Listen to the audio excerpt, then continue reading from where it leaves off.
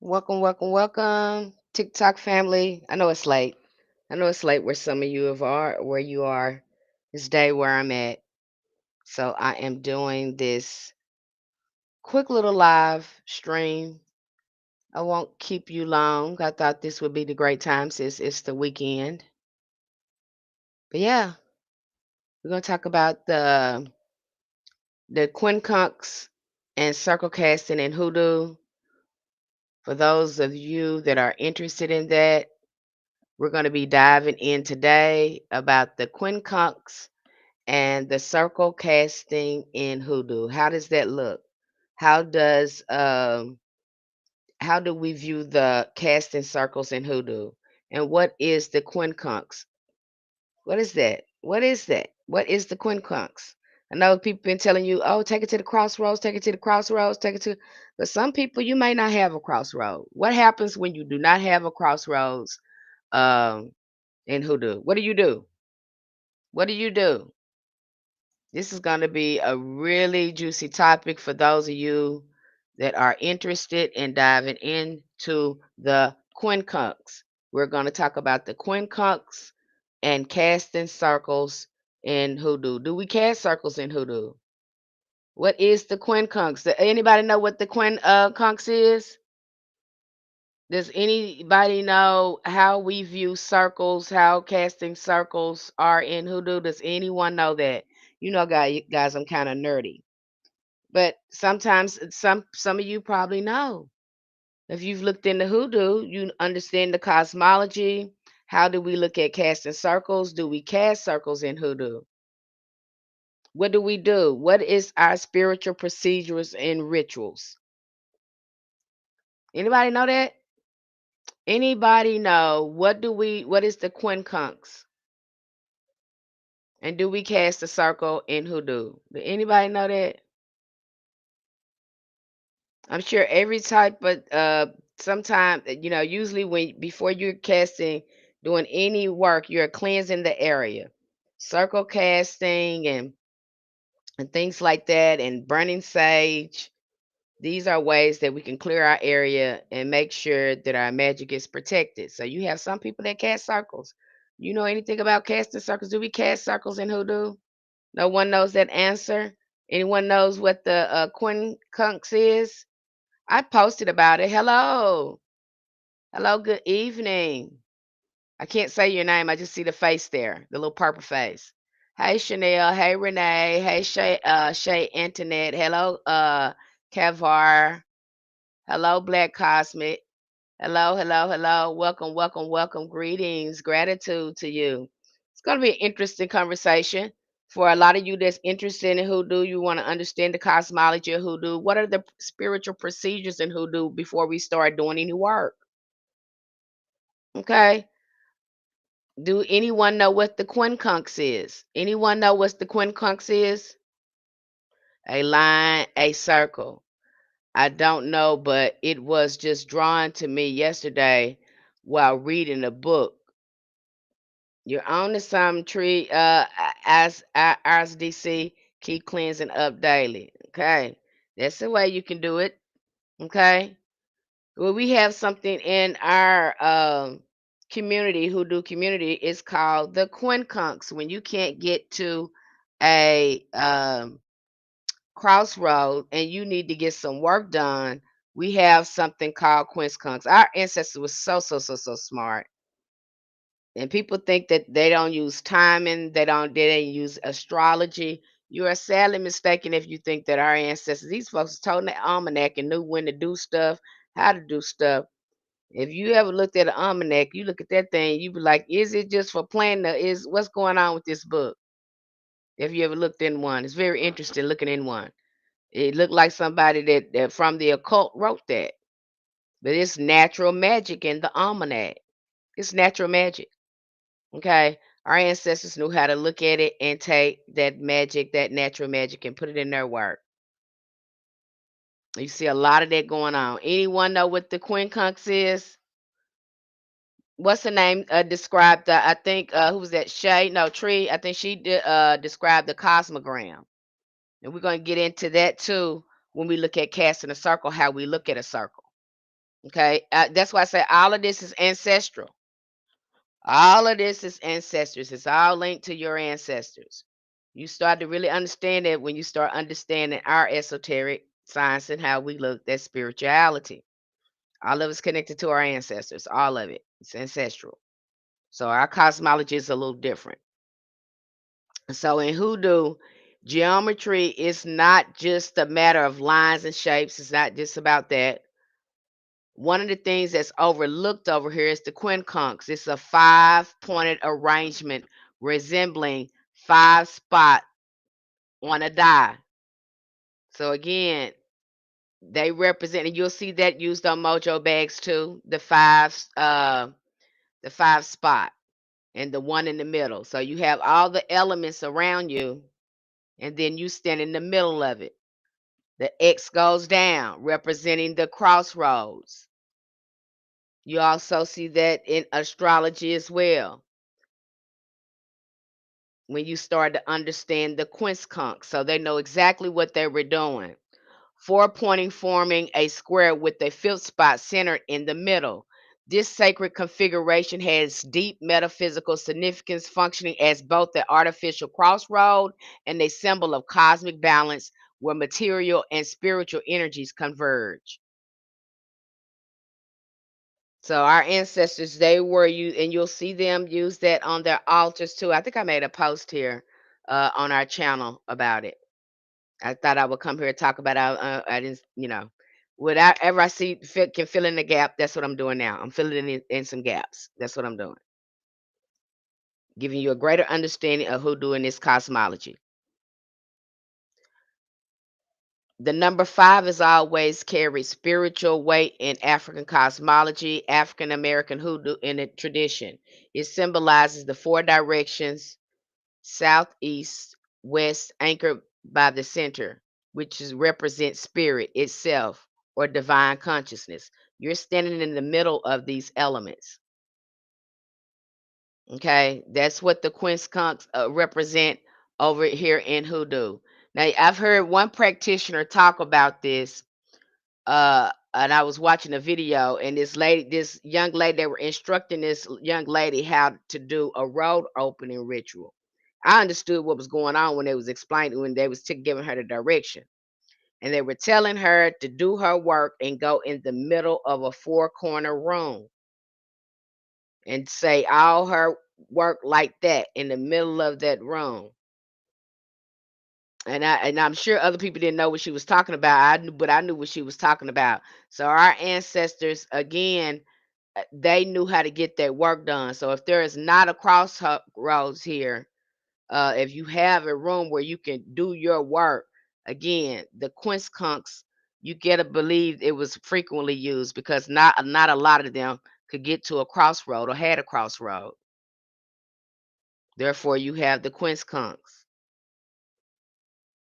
representing the crossroads, like who on do me?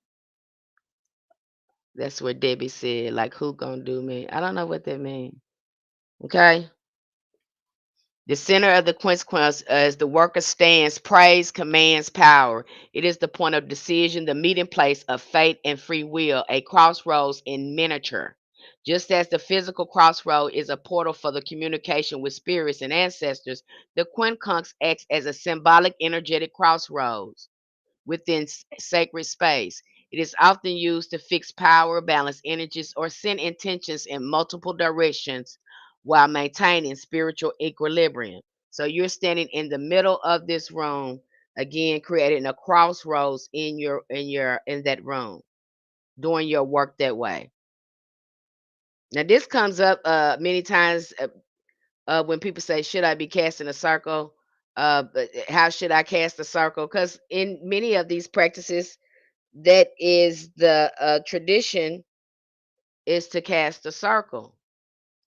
And so when this comes up, you have to have an open discussion on it depends on the work that you're doing. And that it just happens like that because the way hoodoo is set up. It depends on what you're doing and how what your ancestors is leading you to do. Hello, hello, at Melanated Keisha. Oh, she's speaking to somebody else. Um, Again, it depends on what you doing. Putting thought in your work. Is you trying to bring something in? Do it need to go to a crossroad? Are you trying to send something out? All of this, you know, all of this, it matters. It matters in your work. Okay. And the Quincunx also mirrors the five classical elements: earth, air, fire, water, and spirit. Hoodoo being a practice that blends African spiritual science with native Christian and alchemical influences, recognize the harmony among the forces. When the quincunx is drawn, laid, or constructed, thank you, constructed in ritual, it becomes a living diagram of elemental powers working together. We just talk about elemental magic over there, knowing how to connect with these elements, which you're going to go, all the conjure books we go through and every author over there and all the materials, it's always going to point back to animism or having a connection with the elements around you because our ancestors used natural magic. This is they use the natural ethers around them, the natural ethers around them. Okay. So connecting with them when you're working with those herbs, you're working with fire spirits.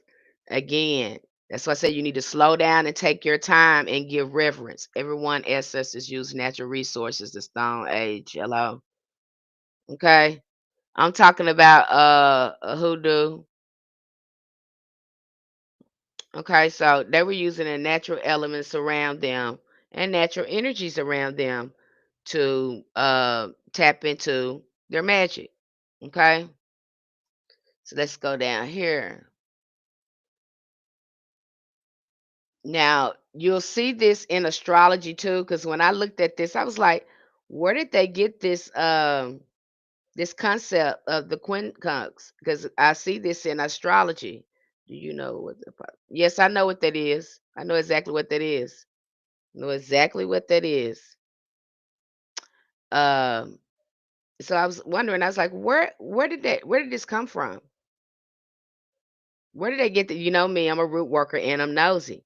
So I go down rabbit holes. I go down rabbit holes.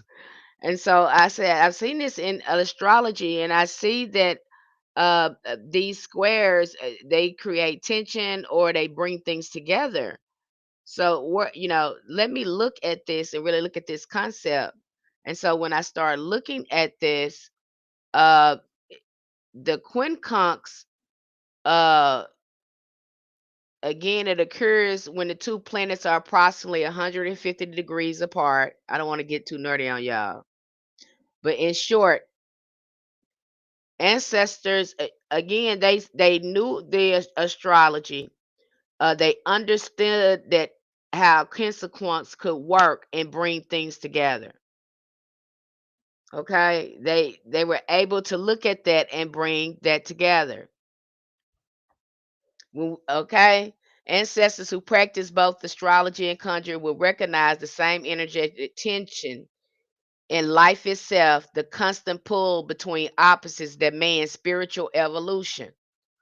When the workers applied this understanding, they mirrored the heaven in their earthly rituals, as above, so below. So you hear them say that in hoodoo all the time, as above, so below, as above, so below. They're telling you already what they're doing, but because you're not, um, you're probably not aware of the know of the esoteric and the mysteries, you'll miss it. But they're telling you all the time, as above, so below. They're letting you know that they're following, again, higher stars in the sky to get a lot of this stuff done.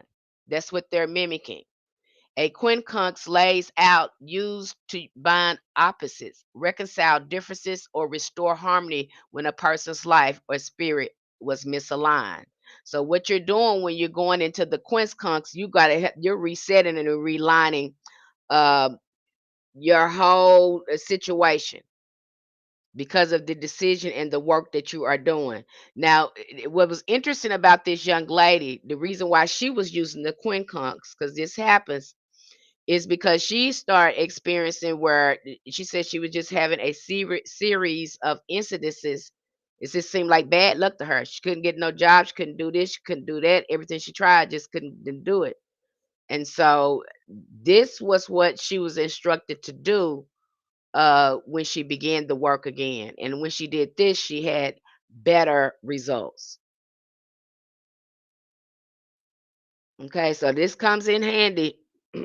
Again, if you cannot get to a crossroads, or depending on the work you're doing, and you probably need a breakthrough, some sort of breakthrough, where you got to make a real choice and do some real major shifting.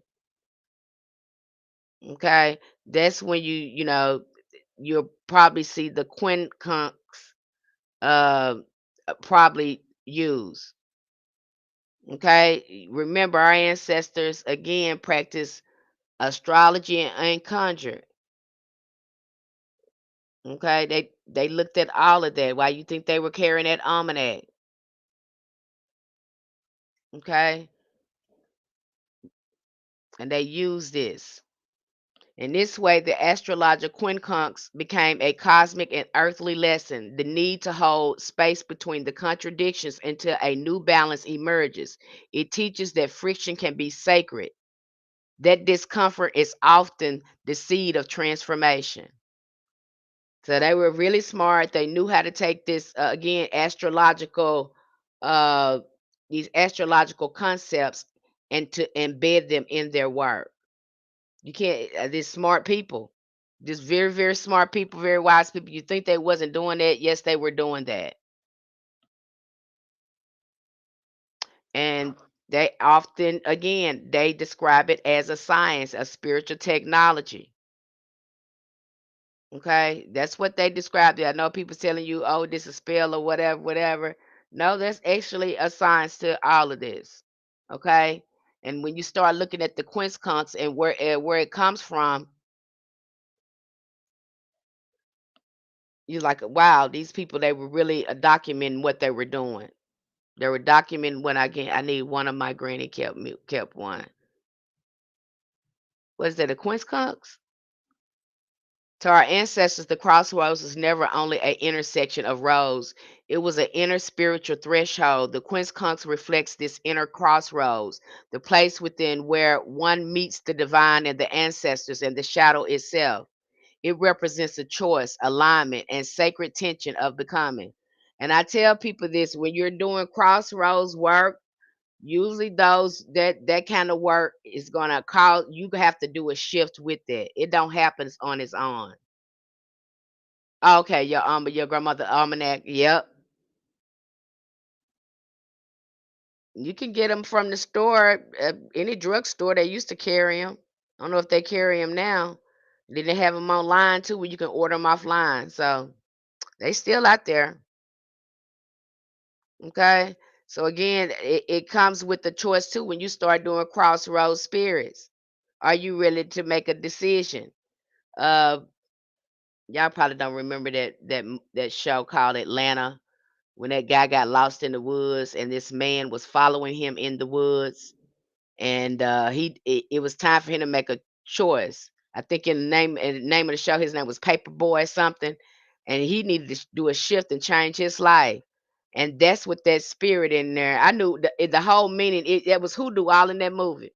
In that part of that Atlanta episode where the guy was stuck in the woods, the guy named Paperboy, that was a total hoodoo experience that he experienced in those woods. Go back and watch that episode. I forgot what episode that was. But again, he was forced to make a choice. The ancestors was pushing him to make a choice. And after he got it out of the woods, he got himself together too. He sure did. Okay. In hoodoo, when the worker draws work within the quincunx, they are not only invoking cosmic balance, they are becoming the balance. They stand in the center of the mediator between the heaven and earth, matter and spirit, past and future. This is the power of the quincunx. It reminds the practitioner that all work, no matter how outwardly ritualistic, ultimately returns to the alignment of the soul. So again, you are realigning yourself. Again, when the quince comes, you got to make a big decision when you are standing. Again, having to go to, create this. You'll see some practitioners will bring this up. And this comes up too when we start talking about casting a circle or what should we be doing when we're starting a ritual. Again, it depends on what you're doing. That's why that's so important. I know people bring things here and they show you things, but how do you need to do it? How do you need to approach it? What is going on with it? These are things you should need to be asking yourself if you really want it to work. It really matters, you guys. It really does. Okay?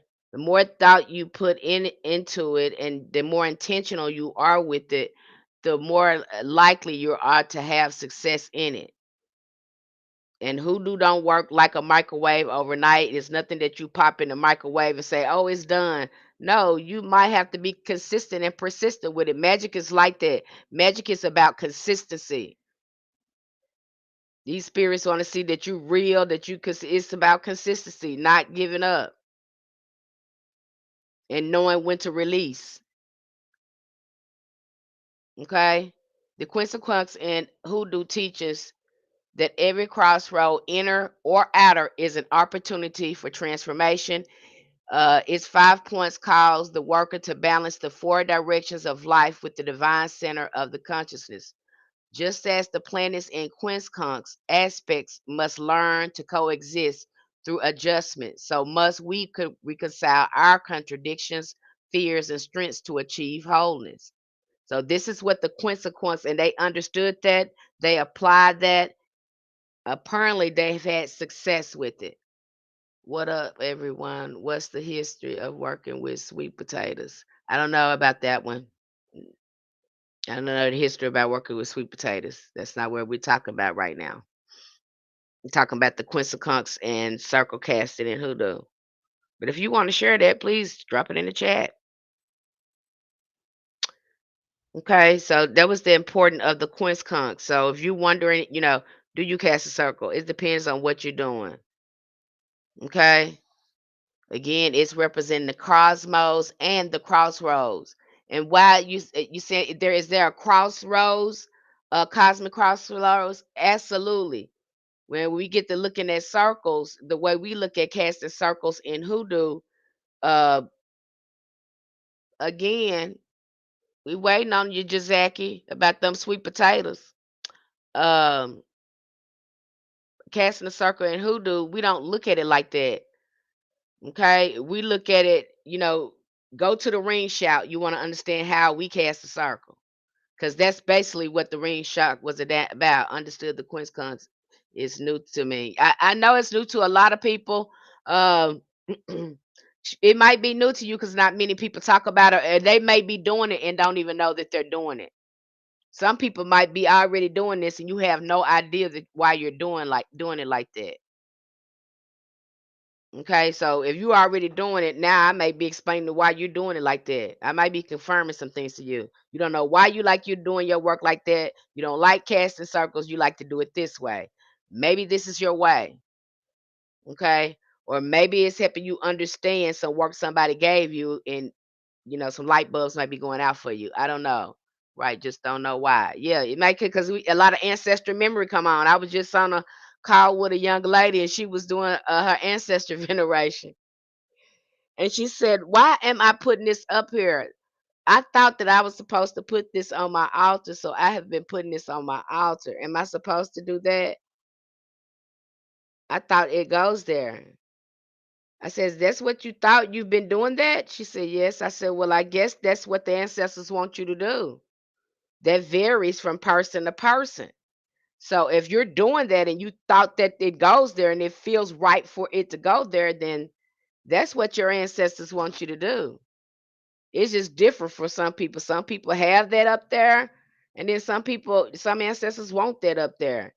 And both of us is in awe. I said, it sounds like ancestral memory to me, if that's what you thought, and you just put it up there. And sometimes the ancestors will work like that.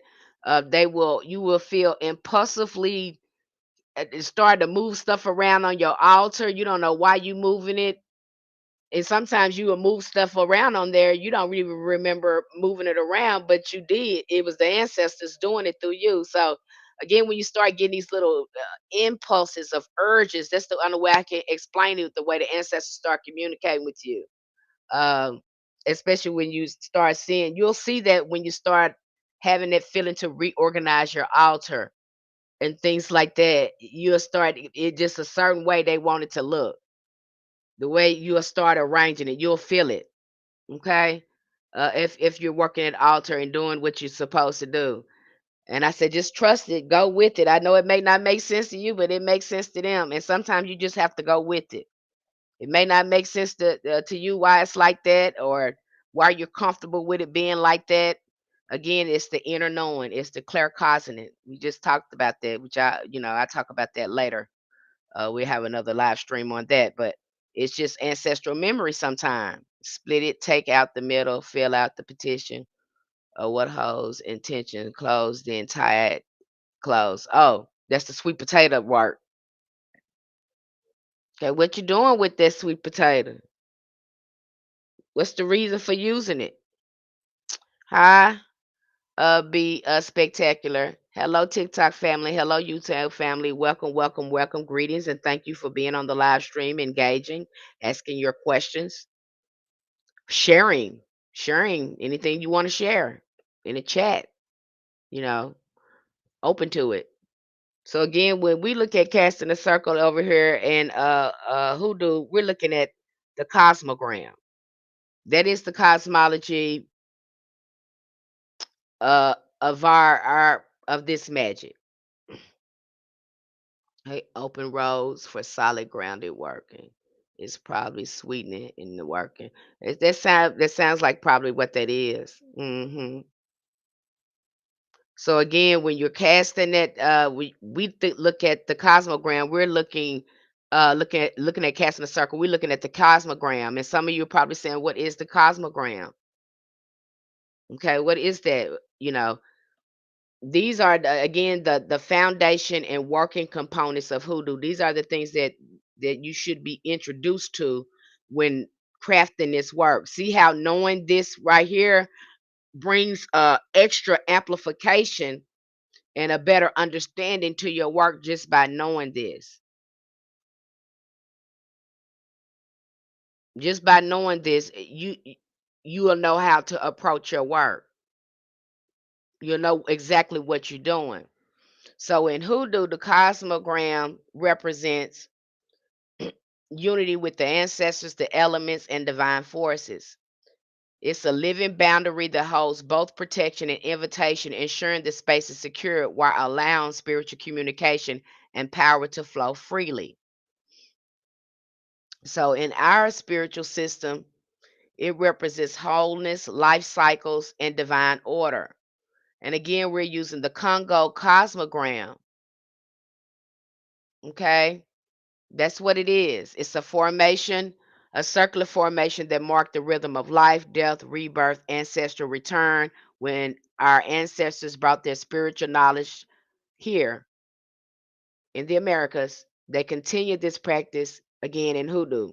So this also helps you understand why we go counterclockwise again in the ring shout because it is again honoring the evolution and progression of the soul and the spirit because it goes counterclockwise. I hope this making sense. I hope I'm making sense to some of you. That is the reason why we go counterclockwise because of that cosmogram. That's the way our you know the way we understand the soul's progressions through the sun, the cycle of life, the cycle of the soul. So it goes again. It goes in reverse. Okay. Let me go down here. I'm just looking at my notes. You gotta make sure I stay on track. So again, depending on how you want to do that cosmogram. Now you have some people in there, they understand the cosmogram because that's what you're doing. Because in the middle of the cosmogram, there is a cross in it. There's still a crossroads in the cosmogram. So if you ever seen the cosmogram, that's probably something you want to go look up.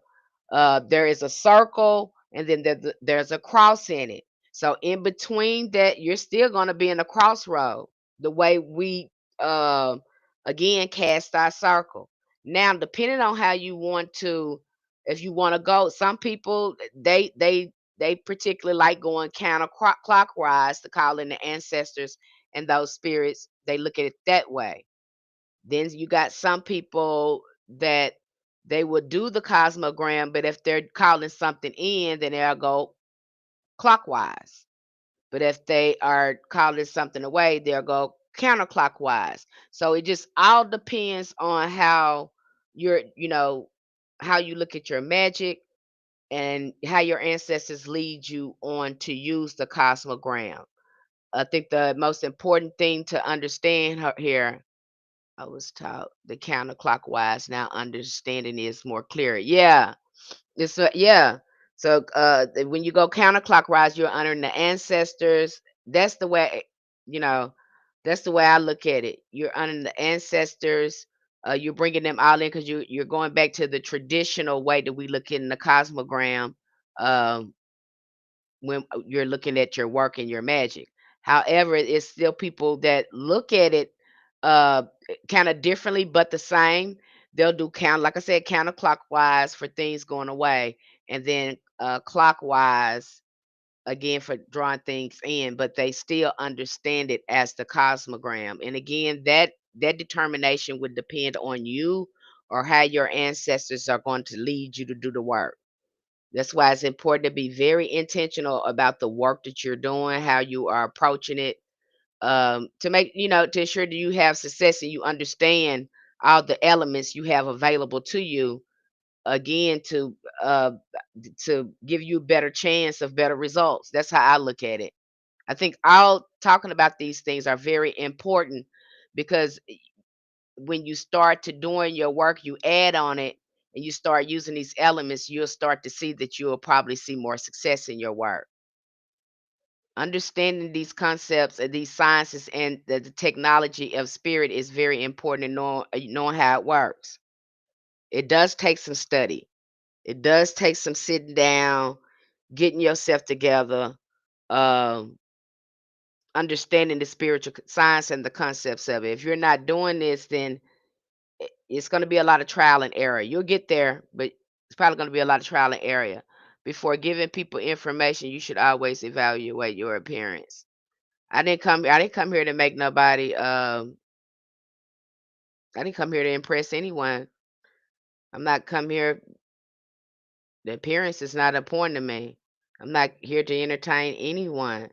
It is the things like this when you see spirits come through these people like this and do things like this through people. That's what I be telling y'all. These spirits just work through people. You think it's gonna be people spitting out green stuff and horns coming out their head? No, they do things like this. They say and do things like this. They do no self-reflection. Very no consciousness at all. No emotional intelligence whatsoever. So you're judging people for face value. That's what that sounds like. If they don't look the way you want them to look, so you don't value them or you don't want to hear what they got to say. Is that what it is? I don't understand that kind of statement. But this is the way, when you see people act like this, that's what you think you think spirits are going to be. No, they work through people through personalities, through nuisances, disorderly. That's how these spirits work. And then you have to learn to not to let them extract your energy,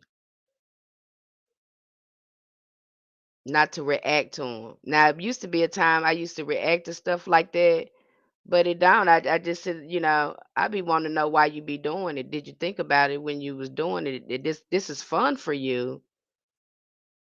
So, I wasn't speaking facts. I wouldn't still be talking about it. Laugh aloud. She has no real knowledge. Yeah. So, so when you see them come in here and do that, when you see people come in here and do that, that's what that is. And now the thing is, I have no real knowledge. I know what I have. I don't have anything to prove to anybody. So when you look at the cosmogram, going back to what I was talking about, when you look at the cosmogram, um, you really start to see that our ancestors included their ancestors and their spiritual technology in everything, and the way it really um it gave them results in their magic just by implementing these things. Again, we're bringing our ancestors into our magic, their cosmology in the way they did things. Again, we're evoking our ancestors. Okay, no one again, they were looking at, again, how they can incorporate not just them ancestors, but they incorporated the elements and all of that in this technologies, this indigenous technology. And then when you start to, I'm finna get nerdy on you guys again. What's wonderful about this, because when you start looking at the African cosmogram and the Native American, for lack of a better term, I'm going to say Native American. That's what they call it, y'all. When you look at that cosmogram, it looks almost identical.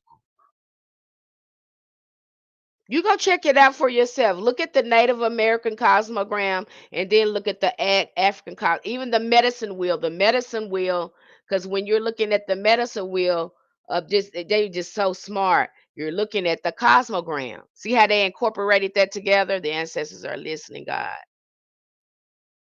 Okay. See how they incorporated that together?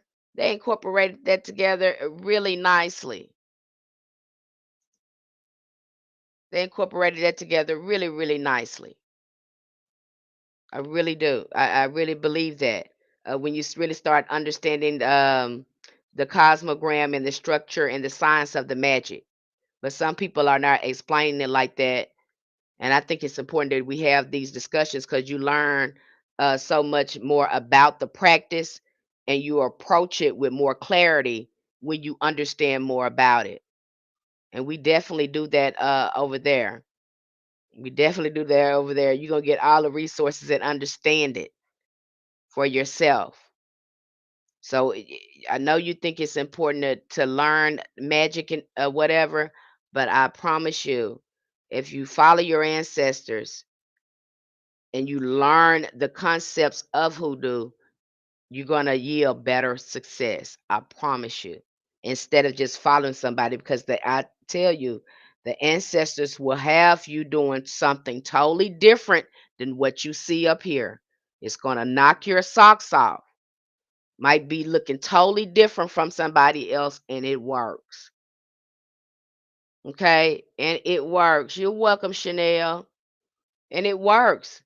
Why? Because it's ancestral. It is your particular signature magic frequency, vibrational magic that was given to you by your ancestors. And it worked. They'll tell you exactly when to do it and how to do it, what elements to use in it.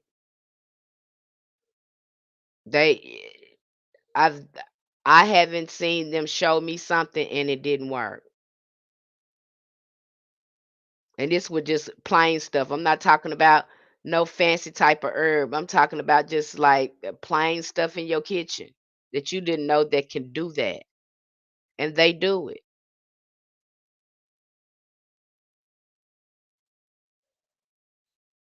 Yep, they give you discernment as well. But you got to sit down somewhere and be quiet. You got to sit down somewhere and be quiet. I can't emphasize that enough. Sometimes you're going to have to turn off your TV. Sometimes you're going to have to fast some social media.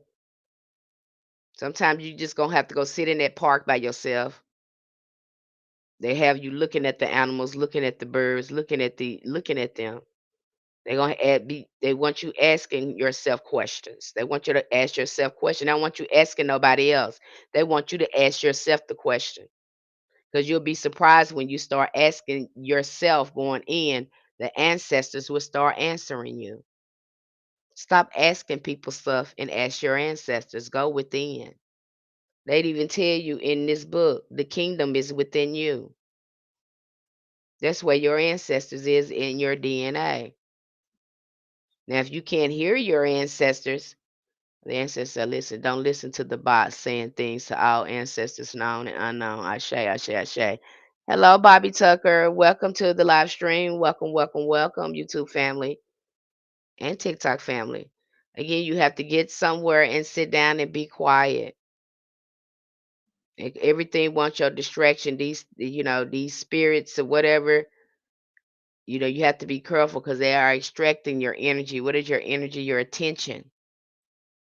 And you have to call that power back and start focusing on within. Stop looking at people. People ain't got it. I'm telling you, you gonna come up short every time.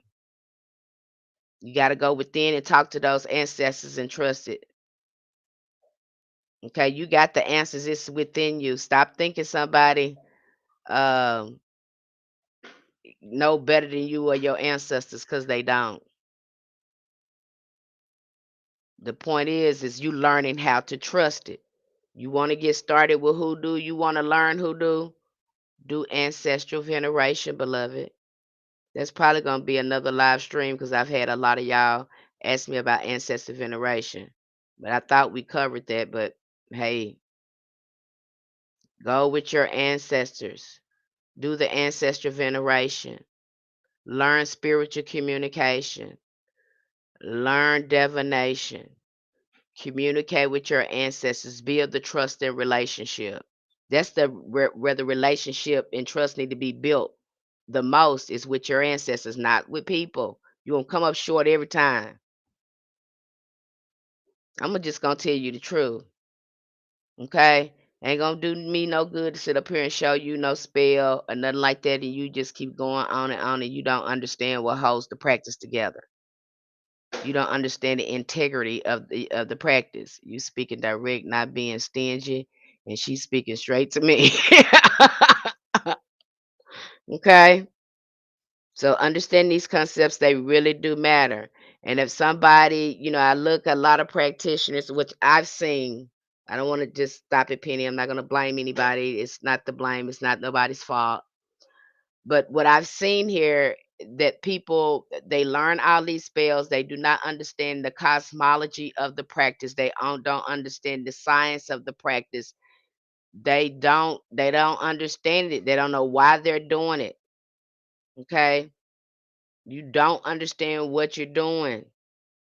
And so if you don't understand what you're doing, you don't understand the elements and the spirits that you're working with. And yes, they can. And if you don't understand how they manifest and what you're working with, you may find yourself in a pickle because you don't understand this. Now you got to go to somebody, you got to go back to the person that taught you all this stuff. Again, dependent on them. And I don't know if they're going to tell you the right thing or even if they know the right thing. You got a lot of people starting from scratch. Even in these initiations, they have no idea of, you're everybody is not supposed to be initiated. That don't go like that. I'm seeing so many practitioners talk about how they got scammed. And uh, initiates, they getting up in here, and some of them getting up in here for the wrong reason. And that's not, again, initiation is for your ancestors that's calling you to be a priestess in their lineage. That's really what happens there. When the ancestors grab you over there, that means they want that there was a lineage, a priestess or a priest in their lineage. When they drag you, don't be wanting to go over there.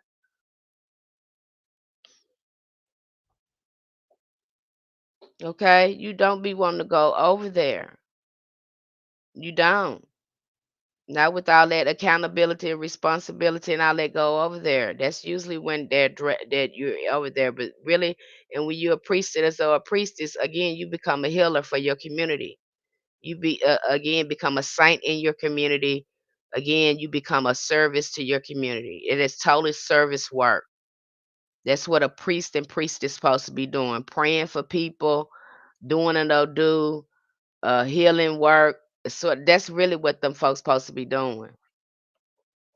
Not keep on initiating people. That's the reason for the practice. They supposed to be getting in people box, praying for people, then doing odu's. asking them, do they need a Odoo, or they looked at them and saw something on them, do they need a cleansing or something like that. That's what's supposed to be going on, not initiating people into that. It's not for no title. And just because you get over there and you're making pacts with these spirits, you're making a pact. You're binding yourself to this spirit.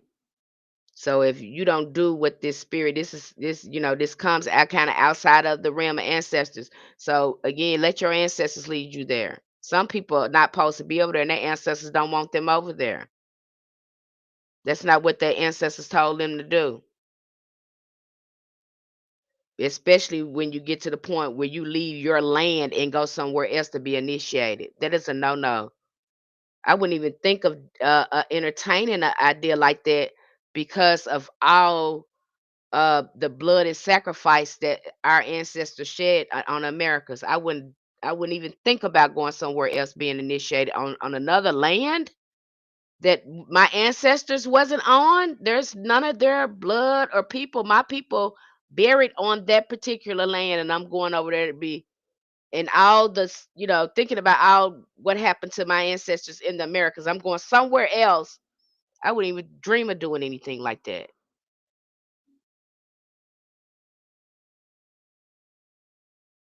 I wouldn't do it. I wouldn't go past go. I don't have a relationship with those specific ancestors like that. And it would be highly disrespectful to the ancestors of the land what I'm on that already have spirits and things for me here.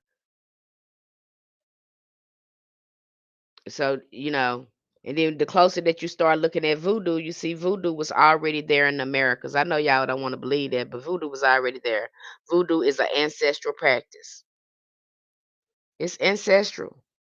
I can start right now, start practicing voodoo right now through my ancestral line because it's ancestral.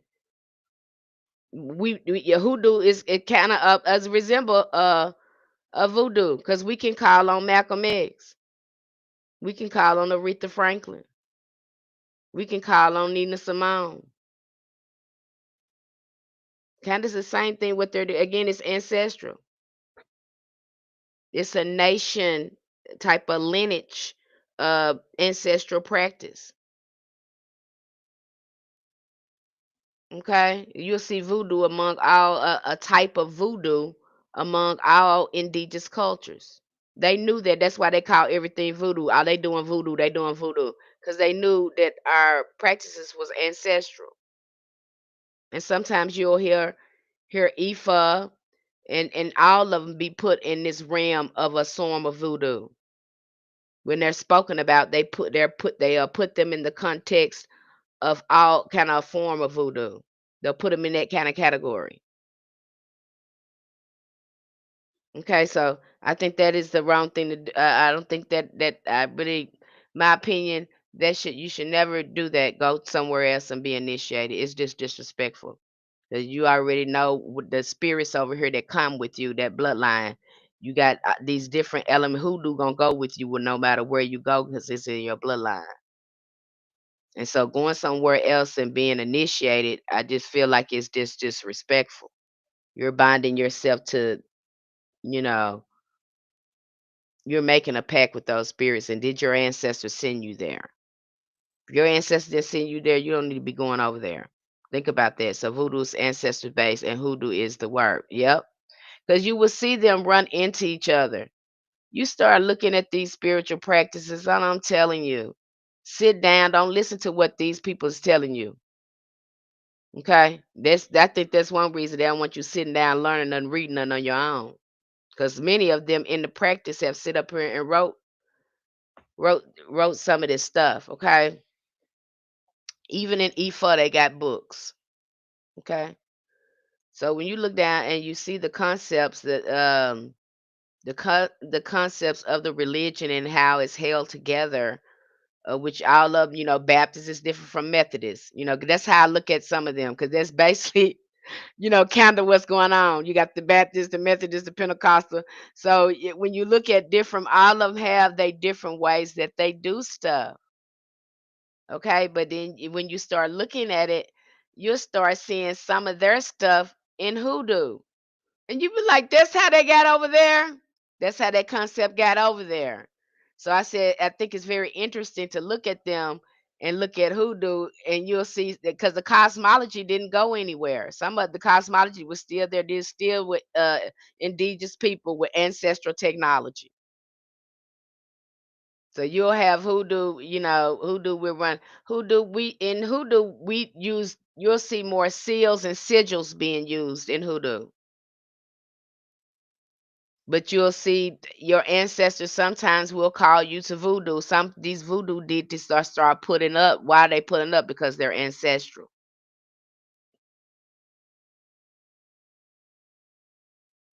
That's not because they're ancestral. Your ancestors bringing them to you.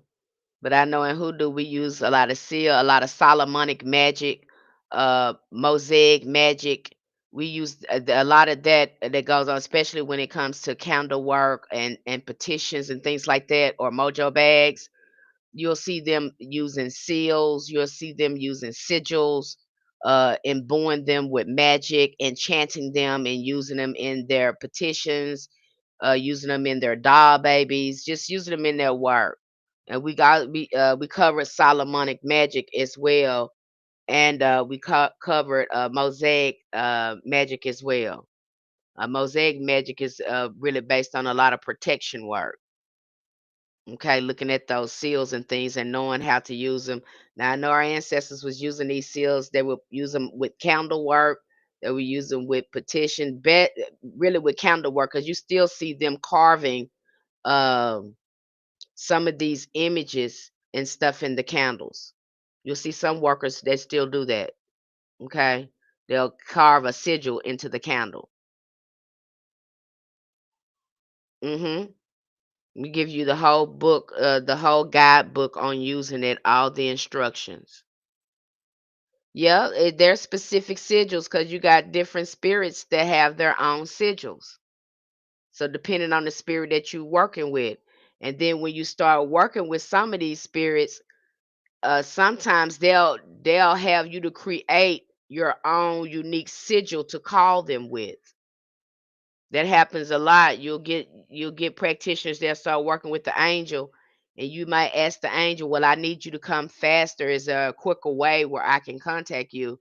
And they might inspire you to create a unique sigil that'll call them to the altar quicker. So you'll see that. And some people create their own sigils for their own signature, spiritual signature. How John the Conqueror has one. I'm not sure if he has one. I haven't seen a sigil for High John the Conqueror. Okay, I don't think we went that far because hoodoo is more ancestral. So again, you're gonna be working with these spirits from an ancestral saint level, just like all the saints don't have a sigil. So you working with the hoodoo when you look working with these hoodoo ancestors, they have like we're giving them like saint status. That's why we're recognizing them. They have sort of like a saint status. We can call on these spirits again because they're in our nation. So we can call on them. So they're more like uncanonized saints. And you have those. Okay. You start looking at it from that perspective. I don't hear many people talk about it like this, you guys. So this is just from my perspective to help you gain a better understanding from it. Not that it's called that. It's just to help you gain a better understanding. Okay.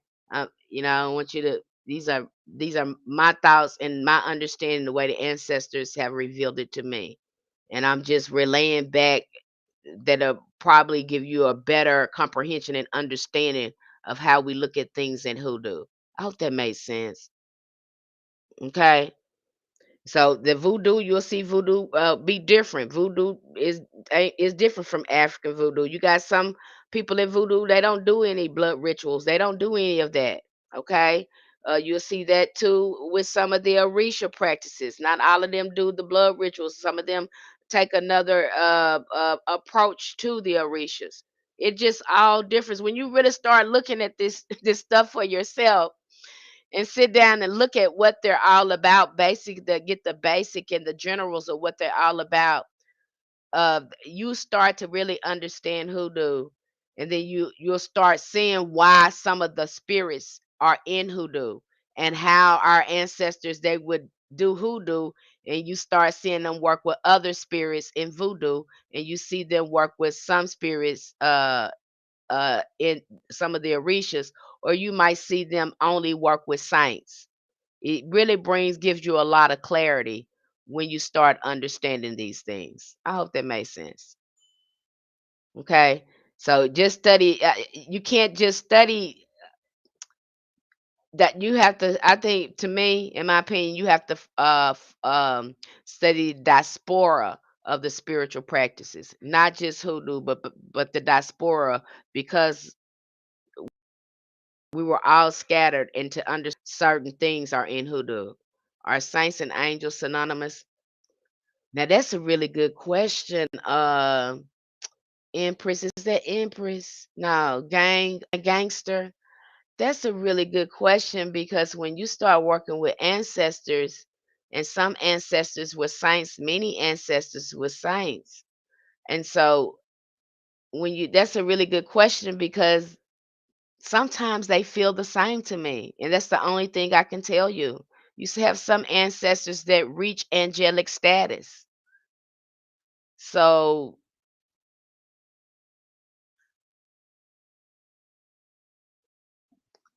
and you really won't know that until you come in contact with certain ancestors, and the vibration and frequency that you get from them, and you be like, wow, that was an ancestors, but that felt like an angel, but this is an ancestor.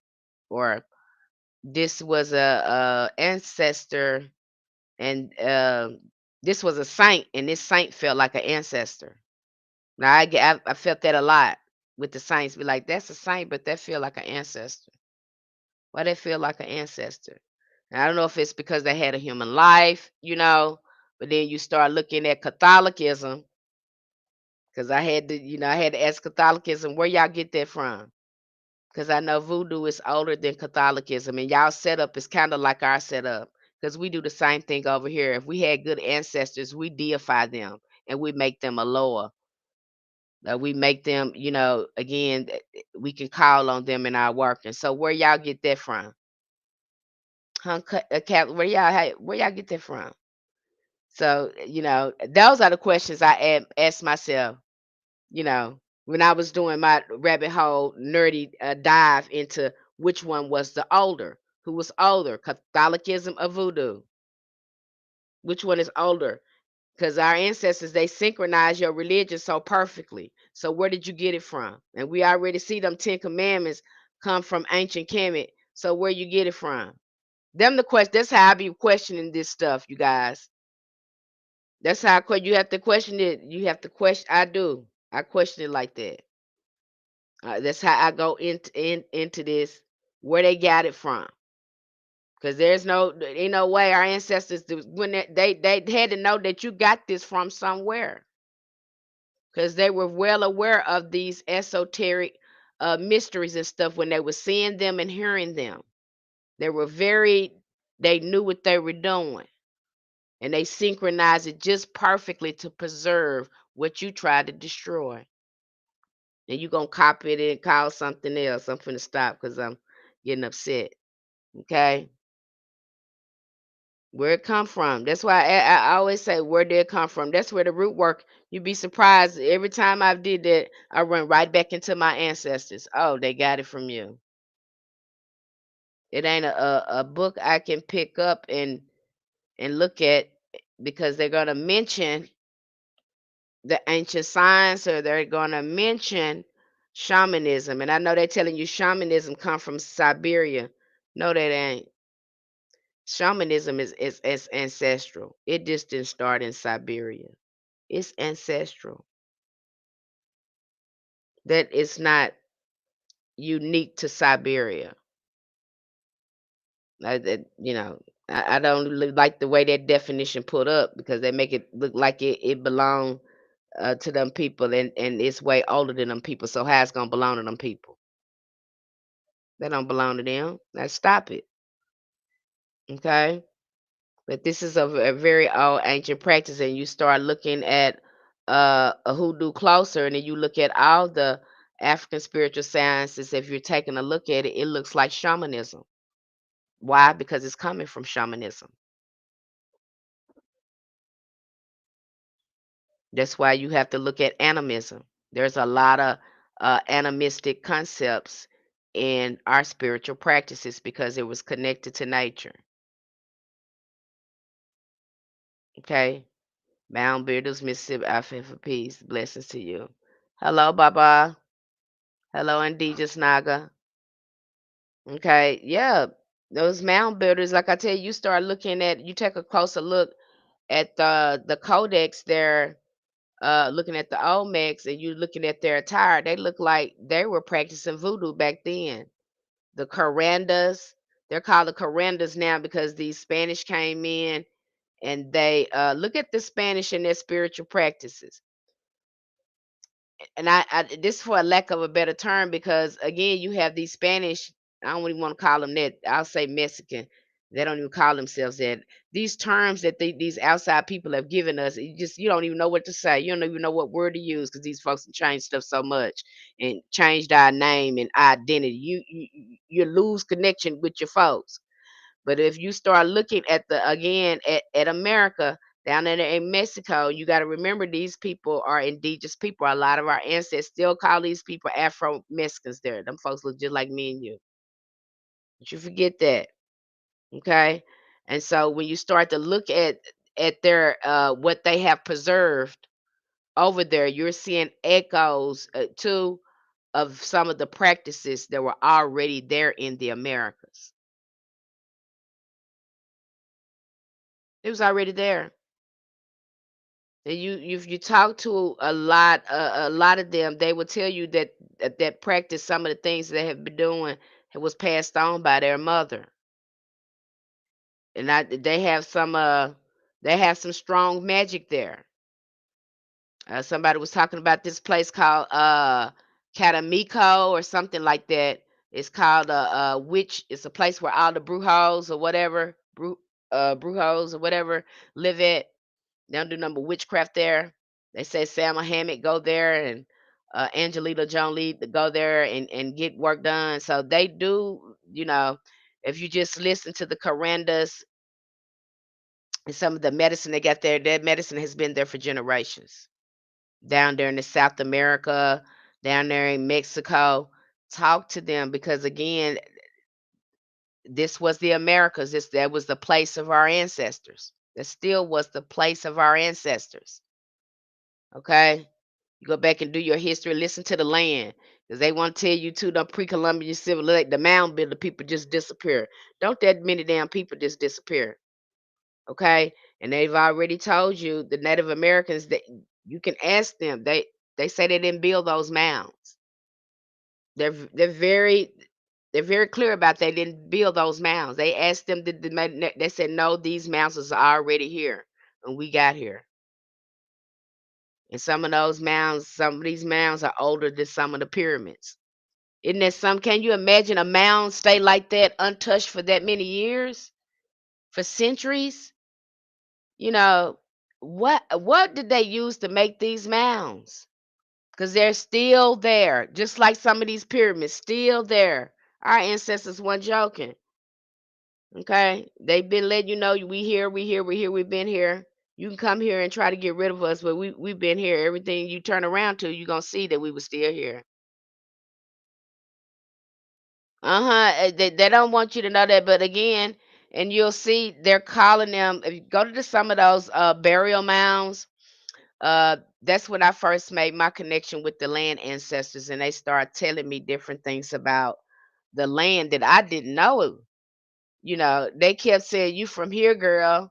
And I was like, "No, them people said we from Africa." She said, "You are not." They were so matter of fact down there at the burial mounds when I connected with those ancestors. And again, I started off going out giving offerings down there, remembering them, um, just remembering their legacy and how much they gave. Again, just giving offerings, putting flowers out there, putting fruits and vegetables out there, lighting candles out there with the incense. I go out there and do my whole thing. And sometime I was sneaking that park and do that. I was sneaking in the park doing that.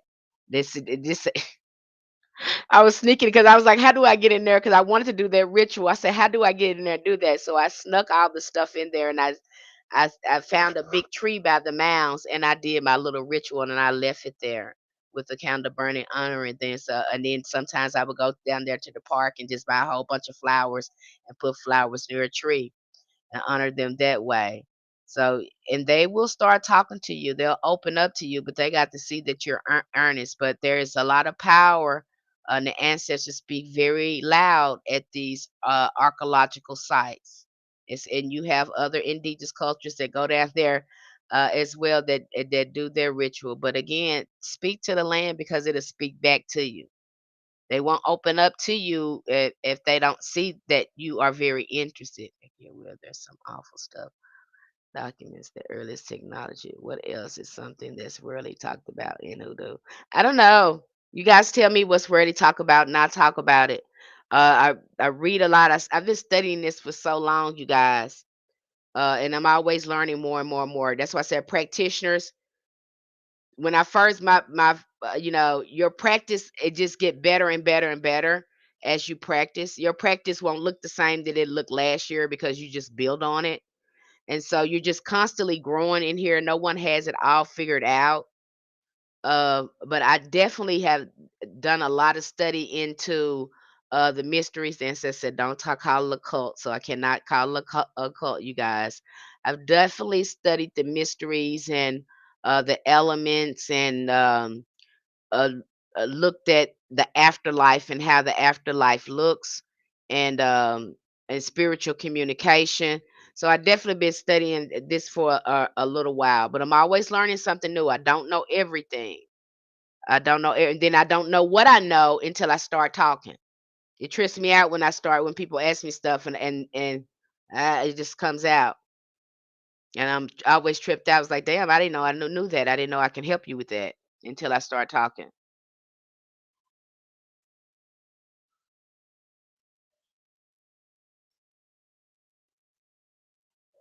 Okay. So it's very interesting when I don't know, it's a conversation going on in the chat, you guys, but it's very interesting when you start going and looking at their cosmology and seeing how smart they are. And then when you start practicing hoodoo and applying the science and seeing the results that you get, it's mind blowing. It's very mind blowing. I have people came back to me and say, hey, not because it didn't work, because it did work and it tripped them out because they simply followed the science. And then they're asking themselves, you know, they're trying to understand, is that really magic? Anything that's kind of similar to the quincunx. The only thing that comes similar to that is the cosmogram. So like I said, when you stand in that circle and you get in that cross, because the cosmogram, go study that, you guys. It looks like the medicine wheel, and it's so perfectly designed because the ancestors can use it as a medicine wheel. And again, it's got astrology in it, and it also has magic in it. The way they set that up, it was just perfect, perfect the way they done that. And so again, they have the cosmogram with the crossroad in it. Okay, and that's kind of how they understood that cross too. They looked at it more like a from an astrological, a soul progression perspective rather than somebody the way it's being used now. Okay.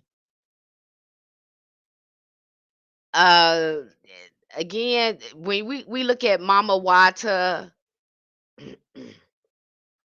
and then understanding ancestral magic, because I just talked about that a little bit. And it's just my perspective and the way the ancestors has explained to me. Those are ancestral and those are in your blood. So at some point, if the ancestors lead you down that road, they might lead you in down that road. I can't tell you that the ancestors ain't gonna lead you there. Now, if the ancestors want you working with that particular deity, they might help you work with that deity. You have hoodoo, because again, hoodoo is not a religion. Hoodoo is not a religion. I think people think hoodoo is supposed to be stuck in Christianity, and it really is not. It's an element of Christianity in hoodoo. And that's by way of that scripture and that Bible, because those scriptures and Bible have psychic energy in it. So that's why we're using it. But hoodoo is not Christian. So when you get into hoodoo, I cannot tell you that your ancestors, because you have some people look at they go into hoodoo and they working with other spirits. That's just like, for example, Lama Dama. How did she get in there? How did Lama Dama get into hoodoo? How did she get in there? Can you tell me that? She's an ancestral spirit, but a lot of people don't know that. Okay, she's an ancestral spirit, and there's more than one Lama Dama. Yeah, when you start to list, she's an ancestral spirit, and she's usually in your spiritual court. So again, I can't tell you that they're not going to lead you to work with uh Mama Wata. I can't tell you they ain't gonna lead you to work with Papa Legba. I can't tell you that because that might come up. Okay, if they lead you to do that, it sometimes for me it just happened. I was out doing a ritual and Papa Legba pulled up on me. And I'm like, what? This can't be happening. This is not happening here. It's not happening. It was happening. Okay. I have no concern what your ancestors have for you, where they lead you. You have no, if they want you to teach you some and they're trying to grow you, that might happen. You might ask them that you want to work with the deity, and they bring that deity right with you with no problem. They'll support you with working with the deity, but always do things through the consent and the protection and guidance of your ancestors. We don't do anything, that we can't get their consent or approval on. I want to stay in alignment with that because they do know best. I didn't know that I needed to be working with Elegba, but they knew I needed to be working with him. Okay. You have some of them might want you to work with a saint. It just all depends on where they lead you. I can't tell you that. You'll have to find it out once you start your journey. I would have been scared, laugh a lot. It wasn't even scary. It was more surreal than anything because I was like, am I tripping? Is this really happening? Because it's not scary. The way they have portrayed him to be, he's really not scary at all. Every time I have encountered him or his archetype, him working through my environment, and I've seen his archetype, he's been somebody that's been somebody most sometimes he would look homeless or he would look like just a really old, frail, nice, sweet man. You always know because he'll have on his colors. You know it's him working through these people and things. You know it's him. Um, and then when I see him, he's never mean, never scary. Just a sweet old man. Most time, or you can see him through animals too, and children that want candy or they just staring at you or want to play with you. Again, he'll show up that way too because he's like a little, he can be, his energy can be, it's like a little child. Okay. They're working with a deity in California that is wicked. I don't know what that is. Look, we're going to get into that later when we start talking about these spirits and these organizations and these spirits, what people are really doing in here and what is that all about. So that's going to be an interesting discussion that we're going to have, but that's probably going to be a topic for another discuss and that's a topic for another day. All right, yeah. So you'll see he's not scary at all. Okay. Even when I dreamed about him, that was a trip too. When I dreamed about him, he was in a house full of dogs. I went in that house. And I remember the lady, I was going down this alley, and that lady said in the dream, she said, "You looking for your dog?" I said, yeah, I'm looking for my dog." She said, "Girl, your dog over there in that house. That man always have all them dogs in his house. That's where your dog is." And so I went to the house in the dream and knocked on the door. His whole house was dark. but you can see him, a shadow of him laying on the couch, and dogs is all over the house. And I said, "Is my dog in here?" Now this house dark now. I can't hardly see anything, but I'm not scared. He didn't give me that type of feeling. So again, these people, they make up this stuff in Hollywood, and we think that our ancestors spirits are like that. They are not like that. These people are lying. Okay, so I go in the house, and he said, "You looking for your dog?" I said, "Yeah." He said, "He back there in the kitchen."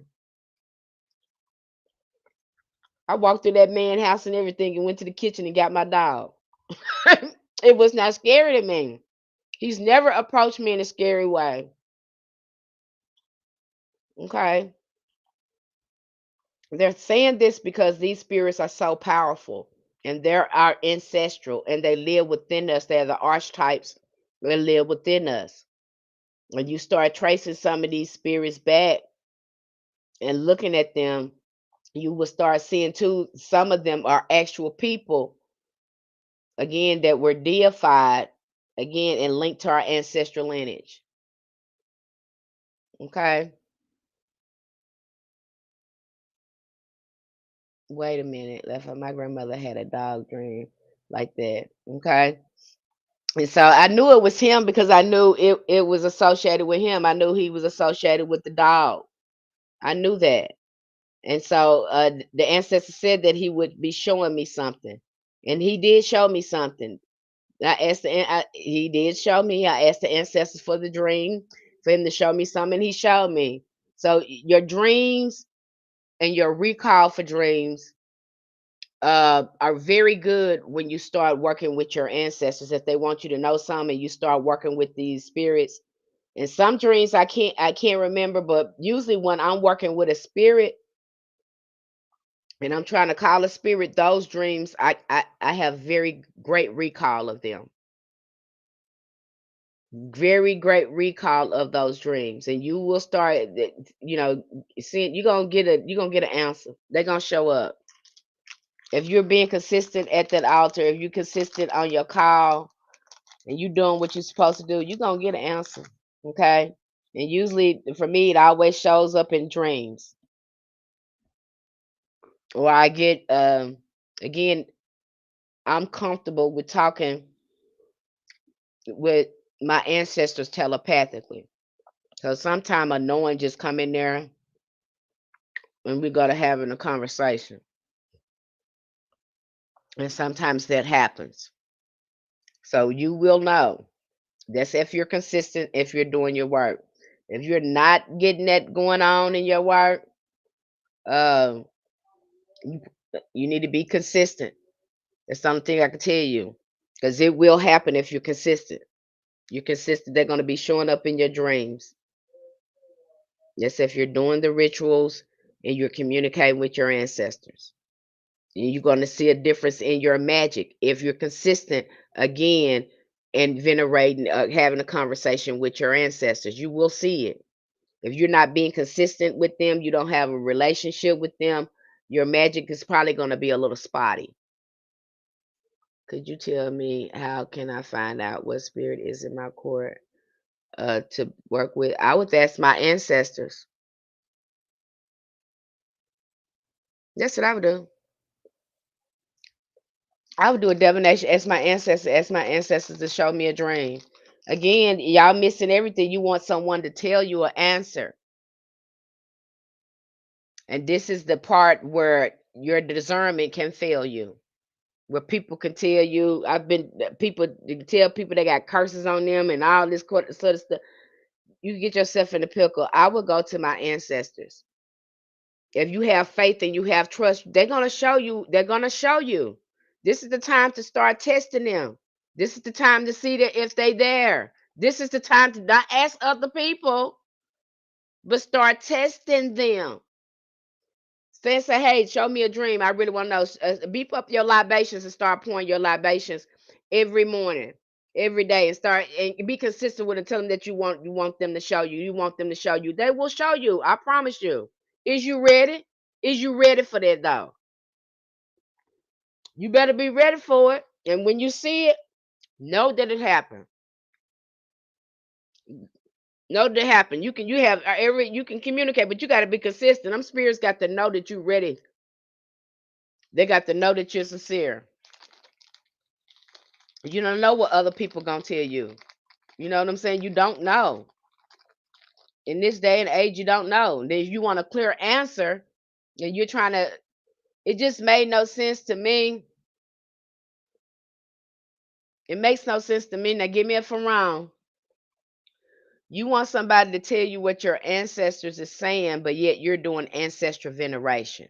And ancestral veneration is all about learning how to talk and communicate with your ancestors.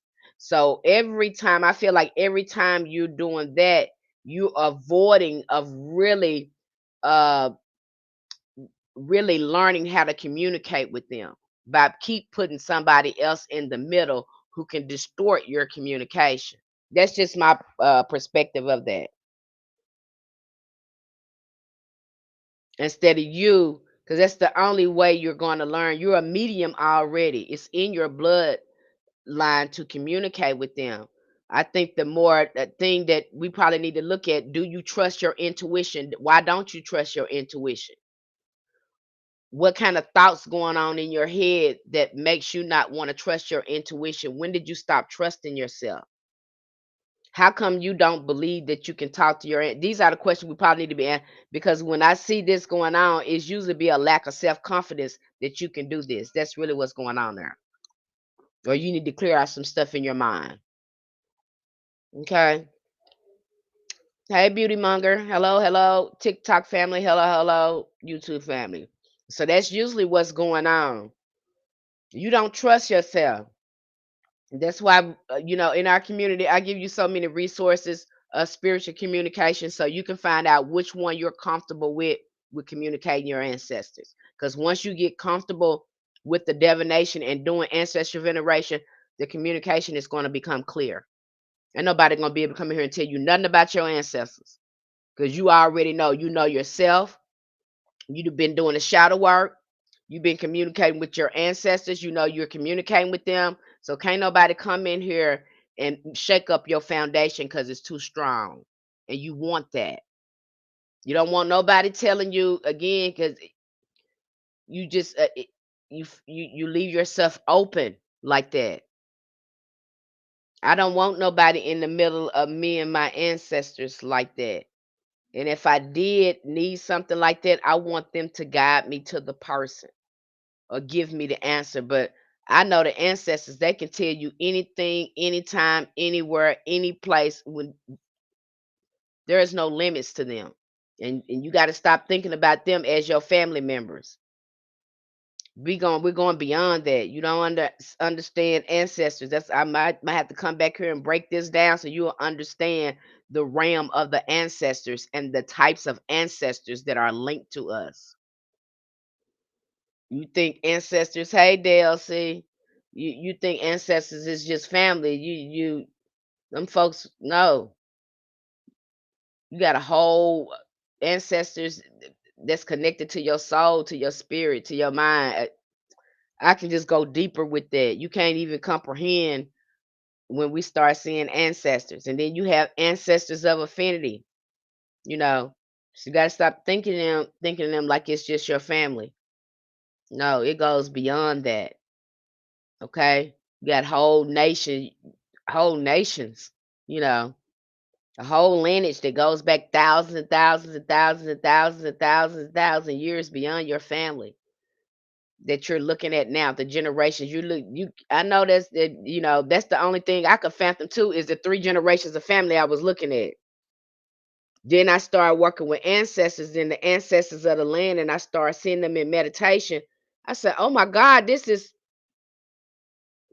I can't even this is beyond my understanding." And then start reading more about ancestors and looking at the realm of ancestors. I saw that's a big wide scope of ancestors.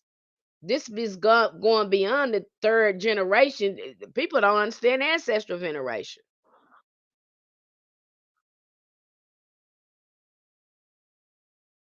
They don't understand that. Okay, you don't get it. Okay, because somebody teaching you just family put pictures and stuff up there. No, it's deeper than that.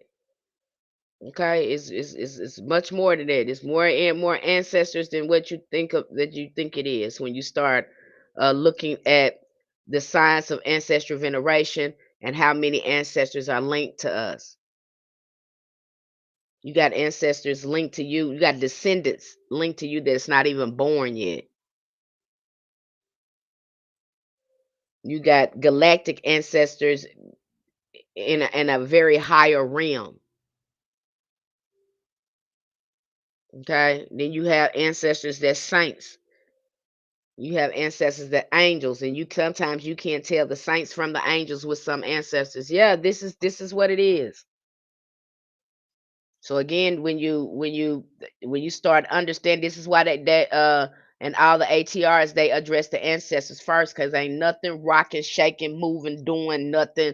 You wouldn't know Orisha, you wouldn't know none of this without the ancestors. Point blank, period. That's why they call first. That's why you gonna hear it call first. I don't care voodoo. I don't care what ATR, what it is. They're gonna be calling them the ancestors first. I don't care. They may call them by a different name, but they're gonna be calling on them ancestors first. They ain't doing that for nothing. You ain't gonna understand that until you sit down and start, learning more about ancestors. And we covered that thoroughly. But like I said, I might come here and do a whole live stream to help you understand that, because people keep talking about family, your mama, your uncle, and all them. Ain't nothing gonna shake and move for you like the most beloved, elevated ancestors, and they ain't raggedy. They don't do raggedy stuff. They require you to heal, and then they help you heal, help you send prayers and healing energies over to those family members that passed over like that. You start seeing shifts when you take them people off the altar and call on the most elevated ancestors to start healing that bloodline. They're going to be doing the healing. You're going to be calling out to them and telling them what's going on. That's when you can start seeing shifts in yourself and start getting some type of uh, a good energy going on to them souls that passed over like that. I'm in Jamaica, Obia strong here. We got just got through talking about Obia. We talked about that the other day. Folks think they ready for that, and I don't think there's a powerful form of Obia like it was during that Jim Crow area. I don't think you'll ever see anything. I haven't seen anything like that ever in what they were doing. Okay, I ain't never seen nothing like what they were doing when them ancestors came over there. I've never seen nothing else like it. And I don't think anything like that type of knowledge is prevalent now. I just don't. Okay. In the way that was handled. Hey Dales. So that's just my spin on that. I think Obia is very powerful, but to learn that, be fluent in that, and know everything about that, it take our ancestors to show you. Okay. So when you're looking at ancestors, you're looking at, I'm telling you guys, when you get over here and just start learning, I'll try to come here and make a live stream on it and explain it to you. I think I post a little bit about it on YouTube, but the greater understanding, for you to gain a greater understanding, I don't think nobody can really put this into words. You would really have to sit down and look at the types of ancestors in the realm of ancestors, and look at these look at how they're set up to really understand the realm of the ancestors. You don't understand the realm, you don't understand the realm of spirit. And so to understand the realm of spirit of the ancestors, you really need to sit down and read and try to digest it. And yeah, people that when they talk about it, they're talking about it. Yeah, you need to honor your ancestors. You think your grandma, your no, not them. Certainly pray for them. By all means, pray for them. I'm not saying don't pray for them. That they feel that helps them. But to have them working with them like that, no, they don't need to be up there. That's why we're doing the healing, because so much trauma was passed on to them. Let them choose to, if they come to you and say, I want to work with you, then put them on the altar. But don't slap them up there because now you think they supposed to work for you. Let them choose. Let them come to you. Call on your most elevated ancestors first, because they there to help you. They want to help you. That's what they're there for. They have the energy, they have the frequency and the vibration to help you get there. But you're gonna have to do some shadow work where you work with those most elevated ancestors because they don't like raggedy stuff. You're talking about ancestors that are angelic, that are saints. They don't do raggedy stuff. Now, if you work with your family members, I don't know what they're gonna do for you. They might do raggedy stuff for you because they probably passed over that way. So they probably down for some shenanigans. That's what you gonna get if you work with those. If that's what you want, but your magic is not gonna be uh as consistent as you wanted it to be, and you may not evolve the way you want to evolve. That's what you gonna get with that. You get that same type of spirit, the same way they was, raggedy when they was living, they gonna be the same raggedy when they passed over. They don't change. I prefer to work with the most elevated ancestors. You don't have to know their name; they know yours. Their names got lost in time. I've heard many people say, "Hey, when I work with them unknown ancestors, they always come through." I wonder why. I've heard many people say that. I don't call on my known ancestors no more. I call on my unknown ancestors. Yeah, because them the ones gonna be helping you. Them the ones that's more evolved. They've been in the spiritual realm a long time. They did a lot of elevation work with themselves. You can't do nothing but pray for the ones that passed over, and that helps them in their spiritual evolution. Now, if they decide to come to you and say, "Hey, I want to work with you," or whatever, then yeah. Because some of them, they probably don't even, I heard somebody say that the other day, they probably don't even want you working hoodoo. Some of them was diehard Christians. They really believed all that to a T. They don't want you practicing hoodoo, some of them. You got to put that in, keep that in mind too. Some of them, they was diehard Christian. They really believed every word of that. Just like that, like that. And they don't want you working hoodoo. They may not even help you. They might even hinder you.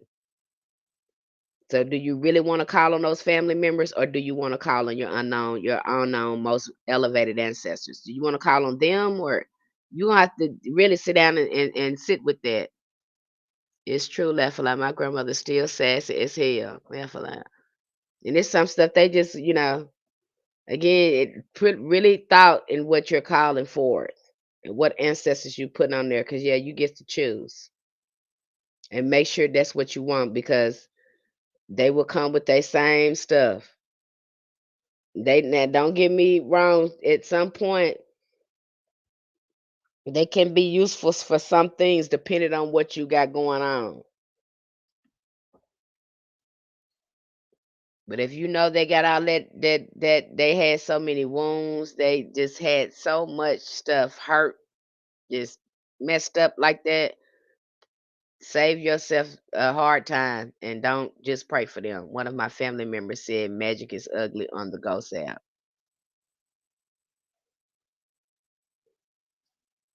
Was you trying to communicate with them, Rosa Oritz? Hey, Dales. I said hi to Dales. Yeah. And see, you have some of them that think that if you're trying to come into contact with family members, they absolutely don't. They won't want that for you because they was diehard Christians. Now, your most elevated ancestors may have a different shift because they may have a different, they'll have more support for you than your family. And they still be like that when they pass over y'all because they downloaded all that information in that religion. They really believe that. Okay. Then they said pray. See? And see, they probably don't want her in that. Okay. And so you think you're calling on them, they want this, you think they want that for you, but no, they don't want that for you. So really think about it. Think about your ancestors and what you're calling forth. Would they approve of your practice? And you certainly have ancestors available to you that you can call on that could assist you. But you again, that you definitely have a choice in which ancestors you put on that altar to work with you. You can pray for those family members. You say, "Oh, I still love them, even though they don't approve of what I do." Well, you can still pray for them. You can still go to that altar and pray for them. If that's what you want to do, you can call out their name and pray, and that's it. You don't ask them for nothing. You don't ask them to do nothing. That's it. You just pray for them. You can have times where you just pray for them, or you send light to them. They love that too. When you send light, just send the light over them. Just happy thoughts, thoughts of love. They feel that, and so they like that too. So you have options here when it comes to ancestors, and it certainly doesn't stop at just family members. It doesn't stop there. So keeping that in mind, I'm thinking about doing a live stream of there because I have so many questions about ancestral veneration. And the only way you're going to get good at ancestral veneration is you sit there and be quiet and try it. If you are not getting any type of thing or you're not trusting what's coming through, chances are you probably need to do some shadow work and start trying to clear some things out of your head and out of your emotions. Nothing wrong with that. It happens. So much stuff has happened to us, so we might have to fine tune our channel. That happens. You might have to fine tune it, but nobody wants to do that, you know. But I tell you, if you get over here in hoodoo, at some point you're gonna have to do that because you're gonna talk to a spirit. You're gonna have to communicate with a spirit. It's just no way around it. It's no negotiation about that. I would know you're doing something spiritual, so it trips me out how you want to dress candles and put glitter on stuff and all that, and you never think that you're doing anything spiritual. What do you think you're doing? A craft project? Is that what you think you're doing? Is this a crafting project to you? Because that's not what that is, you know. And all the hoodoo don't look pretty like that because you might have to work with a choreo, a curio. You might have to work with a cow tongue, and that don't look pretty. You might have to work with some dirt. That ain't always pretty. So hoodoo don't always look pretty. So, just think about that for a minute before you start going out doing stuff and what energies are you're picking up that you're messing with. Even when you don't know and somebody is showing you something, there is an approach to this work.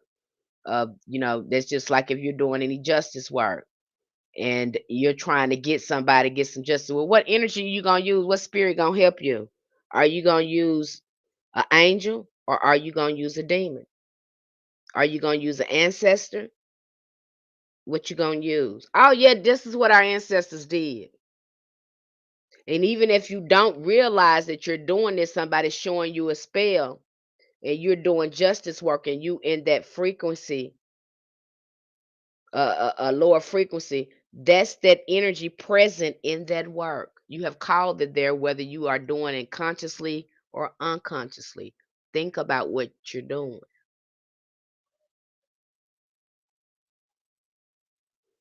See, they knew what they was doing. They just weren't showing each other work. They had a spirit of something they were working on. I just woke up. What time are you on? I'm 1 o'clock p.m. in Thailand. Okay, think about what you're doing because everything is frequency, and these spirits are attracted to your thoughts and your frequency and your emotions. If you to see that in the spiritual realm, what you doing, what's present there when you're doing some of this work. That's why when you approach justice work, how are you approaching it? We're very careful in how we approach that. Is it righteous justice or is it revenge? Because you got some spirits, it's not gonna do no revenge with you. You're gonna have to call on the demon, and you might have to pay that. All this come in into play. I know they're showing you this pretty little spell, but what frequency, what mindset, how are your emotions, what emotions and stuff are you dealing with when you do it? What is the approach? Our ancestors, they did that. Okay. Please, can you do a Zoom classes? It is 2 a.m. Eastern time. Seem like you probably want to go to sleep. If you sleep, be beautiful. Okay, you definitely go to sleep. I have no control over that. So again, just think about that. Think about that for a minute, because we do have an approach. What we gonna do? How we gonna use? What spirit gonna help us to do this stuff? So think about that when you're doing work. You can catch me on YouTube. Go to sleep and catch me on YouTube. Go to the YouTube channel, beautiful. Just go to sleep. You'll see it on YouTube. You'll see all this on YouTube. Live stream gonna be on YouTube. So don't worry about it. Okay? You'll catch it on YouTube. It's recorded on YouTube. So again, really think about that when people are showing you stuff. Because the first thing I see when I see somebody showing me stuff, or I see something that I'm gonna do, the first thing I go to mind. Am I gonna do this with my ancestors, or am I gonna do this with the angel? What day am I gonna do with this? What angel am I gonna use to help me do this? That's the first thing I go to. I go right to the energies that's gonna help me get results in the work. I don't dare think about doing any magic without the assistance of my ancestors or some sort of spirit. I don't do it. I'm already putting all that together. Your content is indeed appreciated and helpful. Thank you, seeker of no. Okay. I want it to be helpful for you so you can really understand it. But if you're interested in learning hoodoo in greater context, because these are just drips, little bitty drips, and you're probably putting things together and putting your practice together and trying to figure things out with it and understand it. If you're interested in knowing everything, interested in learning hoodoo, the science behind it, so you can see better results with it, we definitely have a community where you can do that. Uh, you can, it should be in our bio. The link is in our bio. And we have what, 3 or 4 different memberships. You have the occult, where that's $5, and you have the ritual.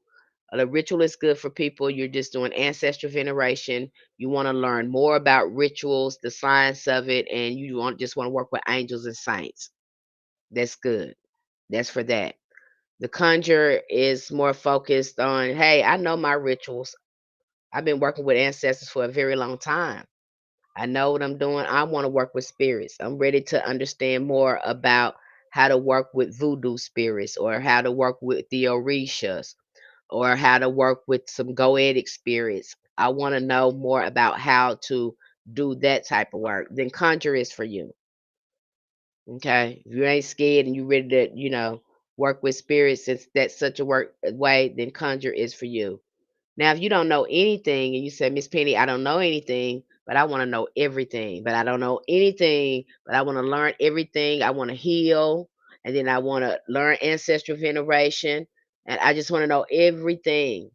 Then get in I know thyself, because that comes with the shadow work workshops and meetings, and it comes with everything. You will get all of it. Okay. None of this is over. I don't think nothing over there is over $35. The lowest tier is $5.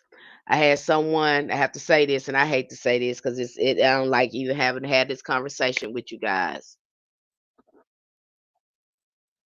But when you get in my box, and I know I have made everything over there affordable for you.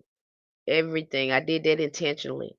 There's some practitioners here offering this type of knowledge for hundreds of dollars, some of them. And you don't get nothing but maybe some spells. It might work, it may not work. You don't even understand the science of it. I pride myself in what I do and how the ancestors have passed on this wisdom to me. And I'm very grateful that I can be able to come here and share it and offer it at an affordable rate. And so when you get in my box like this, and I know I've been very intentional. The ancestors have led me to be very intentional about this being available to you and you having access to it. And there are discounts over there, 15, 20% discounts. But then when you get in my box and you're asking for additional discounts from me, and I really need you to understand this about us practitioners that hold this knowledge, that hold this wisdom, and what you're doing. You probably don't realize that you're doing it, and you're asking me to further give you a discount. Are you devaluing the knowledge? Are you devaluing the knowledge?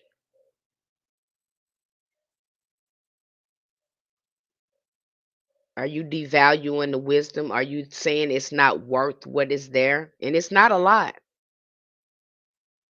What are you doing? Really think about that when you're asking. I can understand if it was outrageous and it was hundreds of dollars. You're talking about something that's 15, 20, $30. And you still want a discount on that? I just got to keep it real with you. So really ask yourself, really look at that. Really think that, sometimes we don't. I have to think, are we thinking sometimes? And whatever you put in hoodoo is what you get out of it. If you get over there and you don't get to the workshops, you're not doing the work, you're not doing the shadow work, whatever you put in your practice is what you get out. You're not hurting me, you're only again messing with your own growth and development, because them spirits see you. You ain't got to prove nothing to me, they see you. They see you not doing the work. They see you not doing the shadow work. They see you not doing the self care. They see you. You ain't got to prove nothing to me.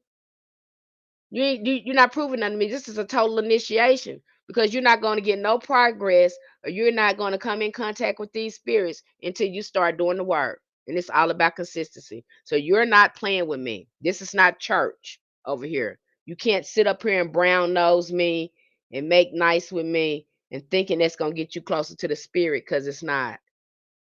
It's not. You're gonna have to impress them spirits by showing up and doing what you're supposed to be doing.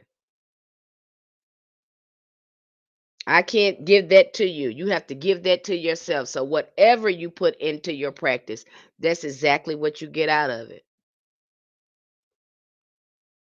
This is a relationship of building trust with yourself and with your spirits. So, whatever you get in there, that's what you put out. You don't put no study in it. You don't do any work with it. You don't look at the materials. You don't integrate it into your life. Who that's on? Because I can't make you do that. That's gonna be on you. You're not reading the materials over there. You gotta start integrating and put it in your life a little bit at a time. I can only show you. You can lead a horse to water, but you cannot make him drink.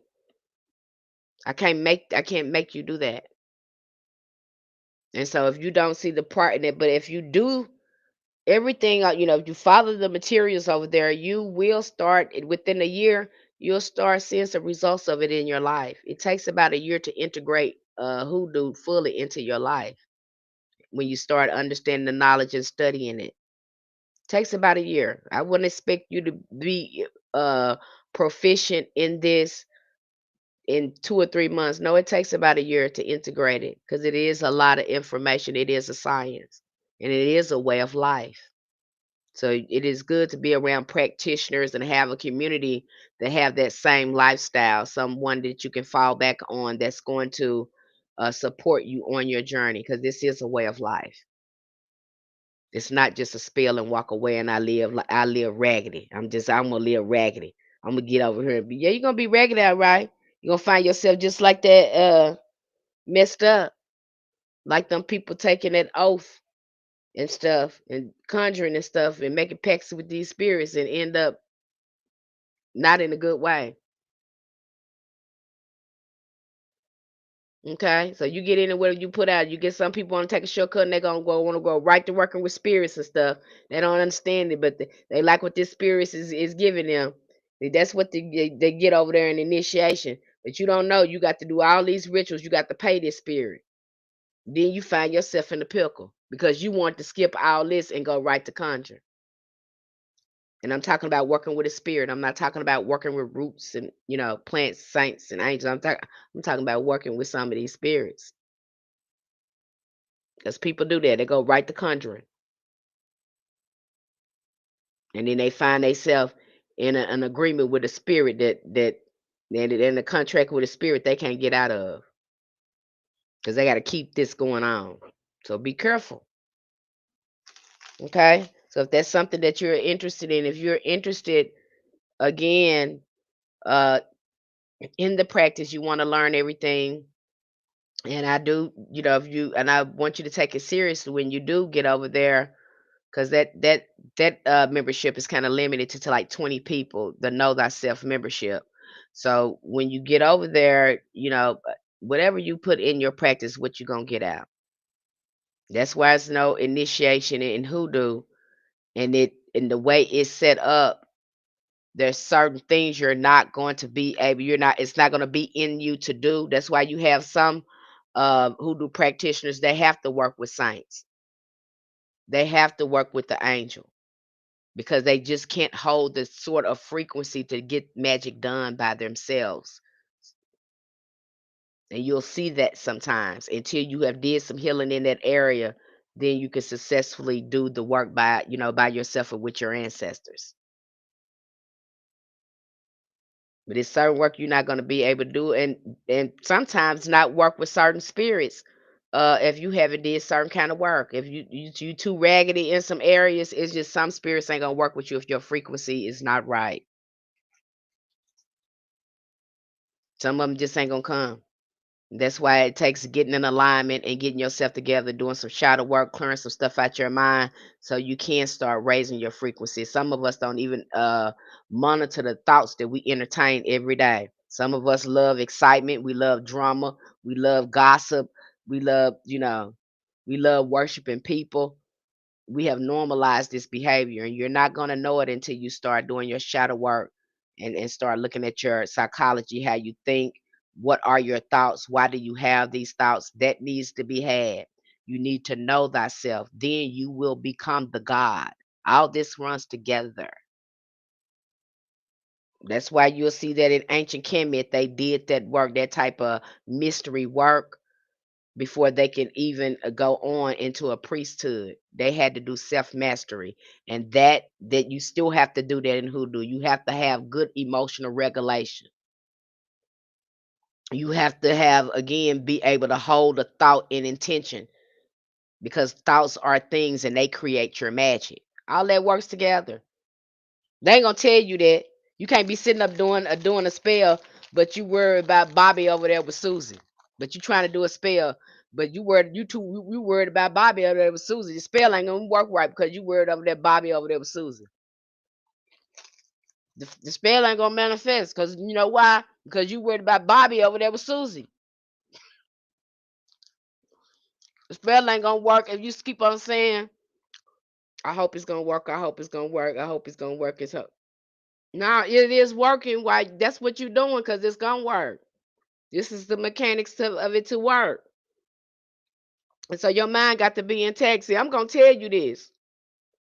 You can't be going up there doing no spelling. You in fear. You nervous. You wear it. You wear it. The whole time you doing the spell, you wear it. Ain't gonna happen like that. You got poor emotional regulation. Or you doing the spell, the only thing you could think about is the bad thing that's gonna happen if this don't work. Ain't gonna happen like that too. Like I say, you got to have some control over your mind and emotional regulation. You got to get that parasympathetic system together. That's so important. See, they're not gonna tell you. I'm gonna tell you. It could be a variety of things that can block your work if you're not in tune in alignment with things. Instead of people telling you your house dirty, this, that, your house may be clean and everything else. What about your mind and your heart? That has to be cleansed too. That's psychotherapy. That goes with the bath. There has to be a renewing of the mind that goes on too. There has to be a willingness for the shift for it to happen, for the block to be removed. What you was right about, Steph. Steph said I was right. Okay? That's what it's there for. Then you really start understanding the bad when you start approaching spiritual baths and work. You'll be in the more in alignment in the frame of mind with the work to see more success in it. But if your mind is not in alignment, your intentions is not in alignment with it, you're not going to see the success that you want to see. I need a good spell to win something soon. Is that what you need? Is you think that's how a spell work? That don't even seem realistic. I have a question. Go ahead, Sister Soul Healer. Okay, so being in alignment with it, that's important too. So you got all that stuff going on with you, and you trying to do something. That's probably what's going on, you guys. Okay, so really take a look at it. Why it didn't manifest? What was going on in your mind and heart? Did you put intention into it? Did you do the proper cleansing? Were you in alignment with it? Do you need to continue it? You might have to continue and keep it on for a couple of days to build on it. This aunt the whole time been using witchcraft on me since infant. Uh, a clean house heart is a must, right? Yeah. And it when they say clean house, that belongs to you too. Within, within. This got to be clean within. And some of us, we have so much trauma on top of us, we ain't clean none of that stuff out. Stuff that happened to us, we done had breaks. Somebody done hurt our feelings. We done been through so much, and we never cleaned that stuff out. Where do you think it goes?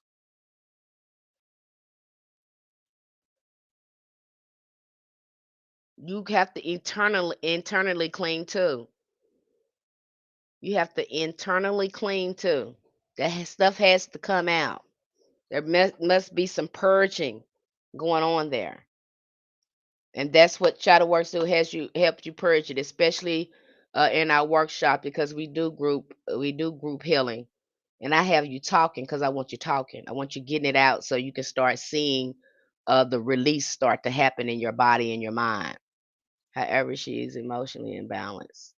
Yeah, because when they keep you see somebody that's practicing putting stuff on people all the time. I just heard this story. It's unbelievable, but I heard this story. This girl said her grandpa put something on her. He kept trying to put stuff on her, and the man started rotting from the inside out. Said maggots was inside the man. Okay, that's what that's gonna get you if you ain't doing no justice work. This is for justice. That's repercussions when you start doing that kind of stuff because it can backfire. Now we don't believe in karma like that in hoodoo, but your stuff will backfire. Your stuff will backfire because if you're doing it to a person that has a strong aura or they have strong spirit guides, again, when it don't work, it's gonna backfire on you. You're gonna feel it some kind of way. We call that backfire. You better know what you're doing when you messing with folks. Do you have any justification in it, or you just a control freak? You want to control people. You just want to get your way. There's no justice in what you're doing. Okay. Uh, I don't know when I come here and share again. It'll probably be sometime next week. It'll probably be sometime next week. Probably, I don't know. Uh, but whatever the ancestors, moving me to share something, then I usually come here and share it with you guys. So if I see, you know, something that I want to share, then I'll share it here with you. But if you want to know everything, you're interested, and again, go at your own pace. I think it's beautiful when you digest the information at your own pace. I try to tell people over there in our community, take your time.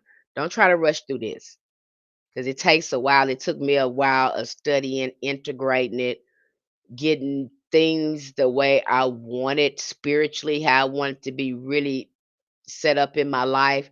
so my life will flow a lot easier. Cause it takes time. Cause now you're again you're becoming more spiritual centered, and the way you used to operate, you don't operate like that no more. I don't operate on a thing. Anytime I set up something, it's going to be around my spiritual rituals. That's how I set up. No, I can't do that because I got this going on at this time. That's part of self care. If I got a spiritual bath coming up or whatever, everything is centered. My life flows a lot better that way because it was out of balance putting work in the middle or putting money in the middle. My life was just raggedy. When I put spirit in the middle, and doing my spiritual rituals and care, life got better. It just happens that way. Where should I start? Just getting into hoodoo, ancestral veneration, ancestral veneration. Ancestor veneration, the beginning of hoodoo always starts with ancestor veneration. There's no way around that. You cannot have hoodoo without ancestral veneration. Okay, you can have ancestral veneration without hoodoo, but you can't have hoodoo without ancestral veneration. Hope that makes sense to you. You can have ancestral veneration without hoodoo, but you cannot have hoodoo without ancestral veneration. People try that, and it just doesn't make. Why would you? It doesn't make sense. Doesn't make sense. Don't make sense to me for you to have you want to do hoodoo without the ancestors. You want hoodoo, but you don't want the ancestors. They the one created hoodoo. So I don't know how that's gonna work. I don't understand how you're gonna separate that because that's what hoodoo is all about. So all our ATRs or any ATR is gonna be ancestors up in there. So I don't see how that's gonna work. And like always, please, really think about it. And I don't know what's going on now. This just started happening. I think the last of 5 or 6 years where we getting trying to get everybody trying to get initiated. Uh, and I don't think it's enough of us that's seasoned, that's been on this path for a little while, that's saying it enough that not that initiation don't go like that. Okay, most of them that be familiar, or your ancestors drag you over that. Your ancestors are not impressed by initiation title. That don't even mean nothing in the spiritual realm. It mean absolutely nothing. Believe me when I tell you this. It mean absolutely nothing in the spirit. These titles have no weight in the spiritual realm. The only thing that has weight in the spiritual realm is your actual relationship with these spirits. When you open your mouth, do they move and shake for you? That's all that matters. That's it. That's all. How your relationship with some of these people that don't have a relationship with these spirits, they have a title to make you think they have a relationship with the spirit so they can bamboozle you into I don't know what. That's what's going on there. There's too many people getting scammed. They get initiation. They not getting the services or the rituals that they need to grow in their practice. You tend too much of that, and you don't not gonna see that in hoodoo because you know why? Because them ancestors gonna be showing you when you want to know, and when you serious and you're consistent with them in your rituals, you're gonna see results. That's how it works. And if that's not what you ready for, you want a person to teach you hoodoo when you got your ancestors front and center, you're not going to get far with that. People are flawed, and that's not the idea of hoodoo.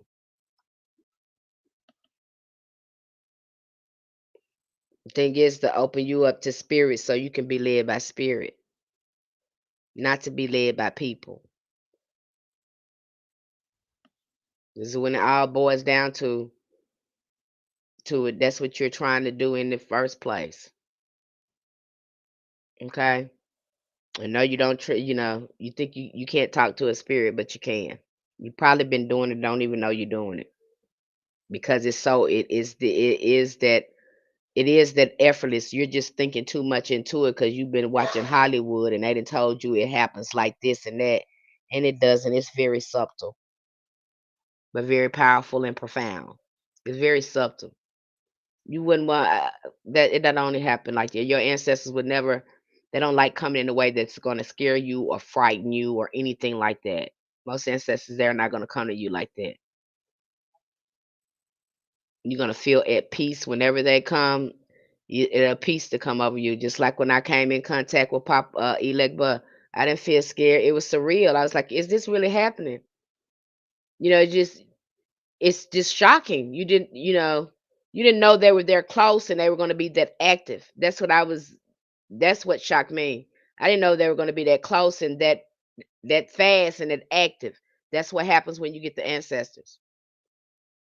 When you start working with them.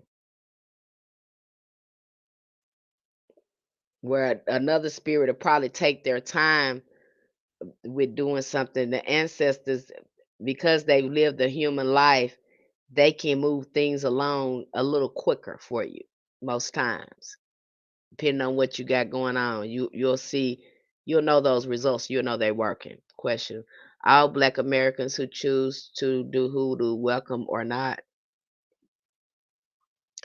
And the key question, you said Black Americans who chose to do hoodoo are welcome or not. It's ancestral. It's in the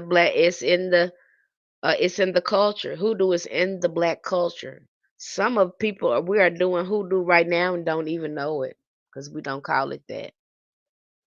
So you've been doing hoodoo all along and probably didn't know it. The black eyed peas, the cleaning before the New Year's, don't sweep my foot, the horseshoe over the door, throwing salt over your shoulder. Don't whistle in the house. Don't open the umbrella in the house. When you come knowledgeable to it, you just have to come conscious of it. Now you know you practice it, and now you can just take it a little further. It's like calling people on the phone. Show is so interesting. So it's in the culture when you start to see all that our ancestors was teaching us hoodoo, and again they didn't call it that. Our spiritual practices was just embedded in our culture. Again, you got outside people calling what we do hoodoo. And so when you go talk to your ancestors and call it hoodoo, they get mad and pissed off at you because you accusing them of witchcraft. That's how they looking at you because this ain't what they doing. That's how they looking at you. I know you shame. I know you ain't calling me, uh, coming in here calling me, telling me I'm spreading witchcraft. Them white folks took me through that, and you think you're gonna come in here and accuse me of doing something like that, and I'm a child of God. That's what they're gonna tell you. Tell you. That is what they're gonna say to you. So don't go in there with that with them. Don't do it. I've tried and I'm telling you, you're gonna fail. Don't do it that way. I figured that just clearing the air. Right. So it just comes to us. Right, right, right. That's true. I asked my granny about hoodoo and she said, what is that? You don't ask them that. And you can see them doing that. You can outright know that it's hoodoo and see them doing that, and they are going to get upset. They're gonna get mad at you, okay? Because that's not what they call it. They don't care what you talking about, and if that's what you accusing them of, they're gonna rebuke you in the name of Jesus. Because the only thing they doing is that's what they think. Let them think that. And the best thing for you to do is don't tell them that. If you wanted to know something, because a lot of them are tapped in, they don't even realize that they're doing who. That's not what they call. I just never heard that, so let's not call it that. We got other colonizers, people calling us that. That's not what they were calling that. Magic was already in them before these people discovered that we was doing magic, and they called it that. They named it that.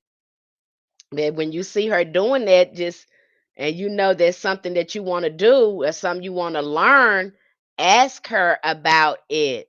Don't call it hoodoo. Just say, Grandma, what you doing? How you learn to do that? Where you learn that from? What is your spiritual concept from that? You probably learn some, but just that let them pass the knowledge to you like that. But don't go and calling it that because again, you got the people calling them by name, calling them Negro. calling them black, steady changing their name. They never got a chance to call themselves what they wanted to. I think that's a sense of respect. I had to learn that. Uh, don't go in doing that against us because that's what the colonizer calling it, but that's not what they're calling it. They really believe that that is Christian. That was embedded in them like that. It's just part of the culture. It's in our spiritual practice. That's how hoodoo hid, and I just think that was the way our ancestors did that too to keep us safe. You know, but don't do it like that because you probably gonna fall out with her. Don't do it. Yep, I had to switch up the question because she looked at me crazy. They don't call them that. Don't do that. Okay, just call it something else. Say, what you doing, Grandma? Oh, teach me how to do it like that. What was your what's your spiritual concept behind it? Why y'all do it that way? You'll be surprised what they tell you and it be making sense too. And in your mind too, it's gonna be confirming you. Yeah, this hoodoo. Don't tell her that. Don't tell them that. You're just confirming with your mind. Check the note. Mental log. Keep it on the inside, not out loud. Inside. Inside. Don't let them know that you know what they're doing. They probably don't know it's that they didn't call it that. Okay. So just take the mental note, take the information because they do have some really good, helpful information and the rituals that and stuff they do work. They are valuable. They just don't call it what we are calling it. And we have been doing it too. They passed it right on to us. My grandma, they was constantly using it. I saw it, but that's not what they called it. This is a very new term. And you got to remember that this magic and stuff, they was practicing this magic and juju. They was practicing this juju, this magic in them before a Bible was even placed in front of them. That magic was already in them.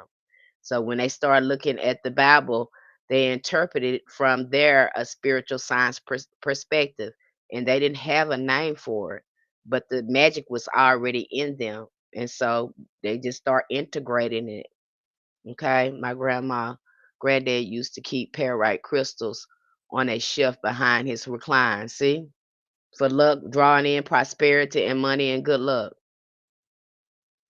They're doing it, and it's still in the church in some areas. You can see it in it. You can see some spaces of it, but for the most part, the church doesn't have as much of that type of hoodoo power in it because there's so much Freemasonry in the church.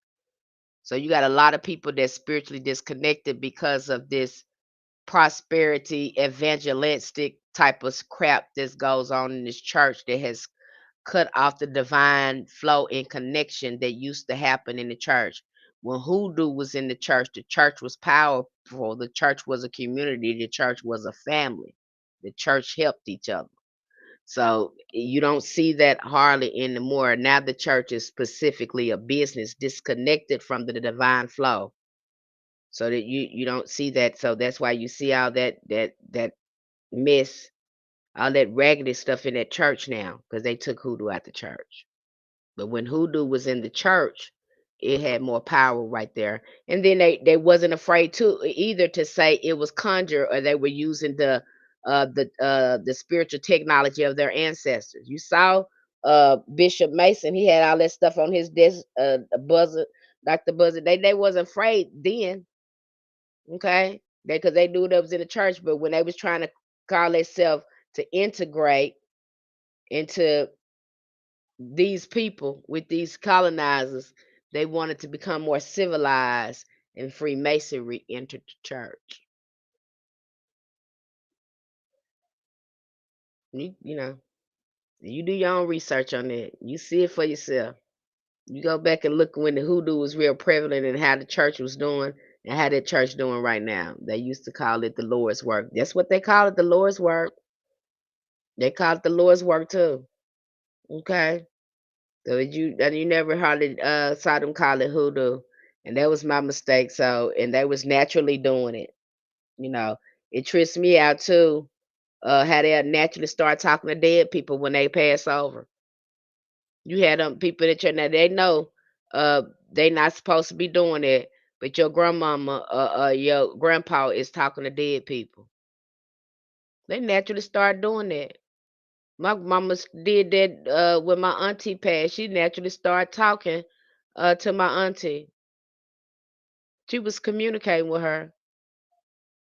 She knew what type of clothes, how to do the funeral because she was talking to my auntie. Auntie was dead, but she was talking to her. Okay, we naturally start talking to them when they pass over.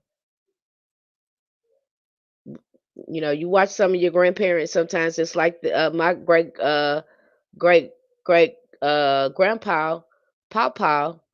The man was dead, but still lived in the house. He did not scare my aunt, my mama them. My mom was very aware that Papa was still in the house. In fact, they say Papa saved their life when the house burned down. If it wasn't for Papa, this man is dead now. He's dead. He's not alive. Papa waked everybody up with his cane, hitting the bed frames, waking everybody up to get them out of the house. And everybody tell the same story. Papa got them out the house, but Papa was dead. Papa had been dead for a while. The old ladies would say, "I do the Lord's work," and point their finger at you quick. Now you don't want to mess with them because it's power in that finger. They did that a lot too. It's some in that finger, that first finger. You don't want them pointing that finger at you. You don't want that going on. You don't want that happening. You want to when they start pointing their fingers, you want to just kind of sit down and be quiet. Because when they start pointing their finger, believe me, it's gonna happen. And some in that finger, that magic in that first finger, when they start doing that, it's gonna happen. Especially if it's your mama pointing a finger, just go ahead and sit down and be quiet because you don't know what you're dealing with. They mean that, and then whatever they say is going to happen. And you don't want them pointing their finger. That people discount that too. But I knew damn well my mama got to point their finger and saying stuff, and she was an Aquarius too. Just sit down and be quiet. Don't even say nothing else. Matter of fact, just leave the room because you don't want them doing this. There's some power in them pointing their finger like that. Even that is ancestral. When you see mothers do stuff like that, that's ancestral. They're gonna point their finger and telling you stuff, the things that coming out their mouth. They mean business, and what they say is gonna happen. So you better listen. Yes, our spiritual power couldn't be controlled. Ancestors were called. Then our power is evil. You don't didn't want to mess with that. Something about them when they start telling you stuff and start pointing their finger and telling you stuff. I seen it a lot in the mothers. Many of the mothers did that. They say, "I'ma tell you," when they do like that, just go down, just get somewhere and sit down because it's gonna happen. Just get somewhere and be quiet and sit down because it's gonna happen. That's been my experience with that, with them in that first finger. And you will see that if you ain't paid attention, you seen how what's her name? Silly did Mister when he came to that car to hit her and she did like that on him. She pointed them fingers that stopped him cold blooded. Okay, some in them fingers. You know, hey, okay. And I did some work like that. Now that I think about that, I remember my mama boyfriend had me doing some work with our fingers. He had me doing some work right there on the yard with that dog. We was just locking our fingers together. No, it's power in that finger. Something happens with that finger. Okay. I dated a Jamaican guy who had a Papa Legba symbol on his chest. He also claimed to be a Muslim. That's weird. Never heard that before. What he doing? What that's about. Never seen heard anything like that. It's weird. I don't know what he was doing. Sound like he can't make up his mind what he want to do. Okay, so now you know what the Cosmogram is about. Now you know about the Quincunx. So if you wanted to incorporate, you know about it. So if you wanted to incorporate it in your work, or you need to incorporate it in your work, or you want to try it out and see if that's the missing element in your work, now you know. Um, you want to know about, you just learned about, do you need to cast a circle? Depends on what you're doing. How you gonna cast it? What you think about it? So again, we've heard these things. People ask these questions, and this usually is my feedback with that. Okay, so it just all depends on what you're doing, and everybody can't get to a crossroads. And then your work might require Quincunx, so you might have to get in that living room and do some work. Okay, he kept saying his life was falling apart. I don't know what he was doing. You get with these people, get in these initiations, and I'm just that this is just my opinions, you guys. These are just my opinions. You can take this or leave this. It's just been my observations and my opinions and the way from my perspective. So, okay, don't come from me, please. But what they don't understand, there is a different type of pact is when you start spilling blood, going into some of these initiations. Or you don't understand the esoteric and mystery behind their initiation. You don't understand that. You haven't learned because most of that knowledge is going to be isolated to to just them. It's not going to be mainstream because they keep a lot of that closed if you're not in the religion. And so I think that there's a level of vulnerability there. You don't understand the mystery. And then, too, with some of them, you spill blood, you're coming into a pact. And when you're given, you're aligned with these spirits, you have a variety of rituals and service work you have to do to stay in connection with these spirits and stay aligned with them. You don't and remember, you don't have relationships with any of these spirits. This is why you're doing all the service work to build a relationship. You're like starting from the bottom up with some of this. And so if you're not consistent with that and building that relationship, those energy that energy current, you're gonna knock yourself out of alignment and it can create some disarray and chaos in your life. Just what you sign up for when you sign up for initiation. Them people, you gotta have. I'm not rich, so I'm not getting over there with that. It's enough. You ain't just you go over there. You pay for expensive initiation, but you also paying for a lot of these ebos and a lot of these offerings that specific stuff they need. You have to pay for that, and some of this stuff has to be live chickens, live stuff, live stuff. Okay. Aware of with the born, however, not positive time, 10:30 p.m. How to obtain a four birth. If you're enter this in the astro reading, please DM me with your time, your place, um, your date of birth, and your email address, and I can provide you some insight with that. Maybe some rituals that will help you. Melanin 67. If that's something that you're interested in, an astro reading is just $15.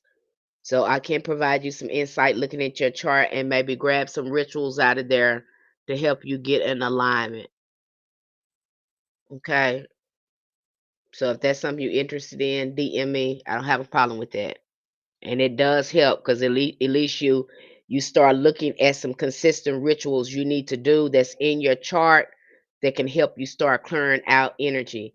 And when you get an astro reading, there's a shadow work in there. You're going to be recommended shadow work, ancestors work, roots to work with, maybe some rituals that you can do at different phases or different times of the month or even phases of the moon that'll help you again align yourself with these cosmic energies. But it's going to require you doing the work.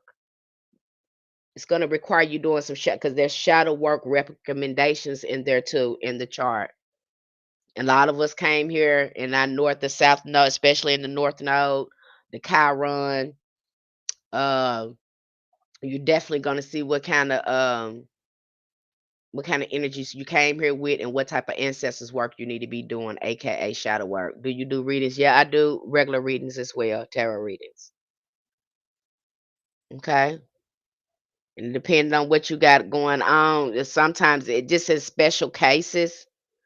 Sometime I'll bring in a mini astro reading to see if there are any astrological energies at play with some of the things that you're experiencing in your life, because I've seen that came out start coming out of my tarot cards, because a lot of these things that were going on with people is because they wasn't aligning themselves.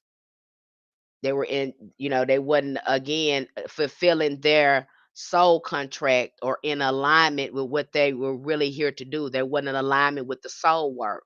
And so I started seeing that.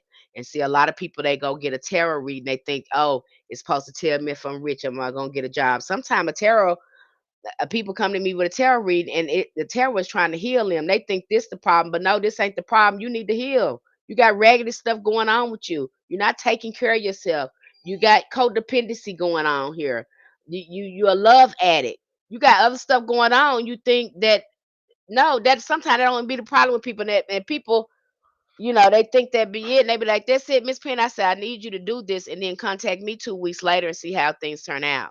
And usually when they start doing the work that the tarot has recommended, they start seeing shifts in their life. So sometimes it's not for you to, they think they're supposed to come here um and learn about the future, and they think that it's another problem. No, it's because you need to heal, you need to cleanse, and you need to do some work. That's what's going on there. So the tarot will heal you too. You think people are supposed to just be telling your future, but usually if you got a good tarot reader, that's probably going to turn into a healing session. So that's what really started happening in my sessions. Healing start happening. People came there and say, "Oh, this is the problem," and I was saying, "No, this ain't the problem. This is this. This is with you. You need to do this. And if you did this, then there me go. There I went. Start giving people spiritual prescriptions, and then they would do the work. And I said, "Now call me back in 2 or 3 weeks after you have done this and let me know how you feel and how things look." And then they do the work and they do, like the spirit guide them to do. And then they feel better. Things get normal. And sometimes that's all that's going on. Okay. And so if you got a good tarot reader, a real reader, because the tarot will heal you. Really, these are alternative healing and these are psychological and alternative healing modalities. But the doctors has called, you got these professionals calling us, what they calling us, you know, eh, they saying we ain't real, we pseudoscience and all this stuff. But yet when you start healing and going to a physical, getting treated, when you start adding these type of spiritual sciences or energy healing to it, it's going to again accelerate your healing. The key, what doctors need to understand, y'all missing treating the mind and spirit. You ain't doing that. You ain't doing that. You trying to keep people sick. But if you were treating the mind, body, and spirit, people wouldn't be getting sick. We wouldn't have no diseases. Y'all want to keep people sick. Okay? But when you start again, you start looking at hoodoo like it is, it's more than just magic. It's a whole healing, it's a whole fix your damn life. That's what hoodoo is. And people just telling you it's magic, and you start reaching for this, and you see them root workers that was really healing people with all types of wounds and all that stuff, that were using their roots and herbs, and then they turn around and conjure with the same thing and fix people's spirit, mind, and spirit. That's all. Who doing that except your ancestors? They left you something that fix your whole life. Okay. And so when I look at your, that's what tarot gonna do. If you got a good tarot reader, I don't want you to keep coming back to me, because that means something's going on with you. You ain't healing, you ain't doing your work. I can see you coming back to me once a year trying to see where you at, or is there anything that spirit has to say to you, a message or whatever. I can see that. Okay. But you don't be coming back to me every two. What has changed? I know ain't nothing changed. These cards gonna say the same thing, because you ain't did no work. You ain't happy with what you got going on. You ain't doing the work right now. You too busy trying to look at the future. Ain't nothing gonna change if you don't change. Change, and then the reading to change. You can DM me to schedule if you're looking for a tarot reader. You can DM me to schedule, and I'll get you out an invoice. Okay, if you want an astro reading, if that's what you want from me, go ahead and DM me your day, and your place of birth, along with your email address. It usually take me a day or so to get those out. I sent some out yesterday, Y'all should have got those already. The ones who have got their astro reading. Let me know how that turned out for you. Did you find it helpful? Did it give you some clarity of what you need to be doing? Did it resonate? Did it give you some aha moments? Say, this is exactly what I need. Let me know. I love to see y'all feedback because what I noticed about the astro reading, it can be up to 80 to 90% right, resonate with people a lot of times because that's what the energy that you came in here with. So it really resonates with a lot of people, especially when I get the birthday and it goes directly uniquely for you. My tarot readings, don't be shocked if a healing happens and we start looking at something and I pull back something and the ancestors tell me, you need to be doing some healing work or some ritual work or some cleansing work or you need to be doing some self-care or some self-love work because really that's what happens. That's how a real reading supposed to go. Okay. Sometimes it don't be about what's happened tomorrow, what happened yesterday, or is he cheating. Sometimes it ain't about that. Sometimes it's about, you getting somewhere and healing. And if you're getting readings like that, at some point, a tarot reader, I don't know if a tarot reader been reading for a long time, you're gonna turn into a healer because that's what the cards is there for. There's so much self-reflection. That's why the tarot is calling you out. That's why it's telling you what's going on. It's trying to help you heal. Do it sound pretty? Is it always pretty? No, but it's giving you an indication that you need to heal. And I don't hear a lot of uh, tarot readers talk about this, but I've been reading tarot for over 20 years. And I started out telling people things, and then one day that tarot started healing people. I was like, what is going on here? I turned into it just got deeper and deeper and deeper. Not only was I telling them this, but I was telling them stuff that was going on inside them they need to heal to get rid of the problem because really too I got tired of them having the same problem and really wanted to heal them. And so one day the tarot just started healing people. Okay, that's how it worked for me. And I think anybody who's doing that is a long time practitioner or working with tarot. Um, really the ones I have really that have experience and the ones I have come in contact with, they will tell you the tarot will heal you. You keep on playing with them cards, you're gonna heal, or you're gonna heal somebody, or they're gonna keep calling you out, or you're gonna get to a point when you refuse to heal, you're not gonna be able to read tarot for yourself. People that say, "Oh, I can't read the tarot for myself. I can't read myself because you don't want to look at yourself." That's what's going on there. The tarot telling you, but you don't want to believe it. That's what's happening there. I've seen people do that. I've seen there and give people a direct reading with the a divine guidance that is coming through. The spirit is giving me to give them, and they go right out and do the opposite stuff. I said, well, why the hell did you come here if you gonna do that? You just gonna be raggedy. Why would you gonna do that? Why you gonna come as spirit and then you gonna do the very opposite what the spirit tell you to do? Don't make no sense to me. But you have people do that. Or they come to a reading and they only want to hear what they want to hear. Because if you ain't reading what they want to hear, they don't want to hear it because you're lying. But the spirit be really telling them what they is, again, these people need to cleanse. They need to they need to get some cleansing work going on. You have people like that. Okay. But I tell you what, if you're a real tarot reader, you're an experienced reader, you gonna either heal somebody with them cards or you gonna heal yourself. But some gonna shake and move and shift and change if you pick up those cards and work with them long enough. That's just been my experience. Okay. All right. So we covered the Cosmogram. For those of you that missed the live, you want to watch this live stream. It is on YouTube with my YouTube family. You can go back and watch this. And now, I hope you found the information helpful. I try to help you with little bitty things that are probably kind of help you that I know, you probably don't know that that's important. And I'll come here and drop it on you to help you.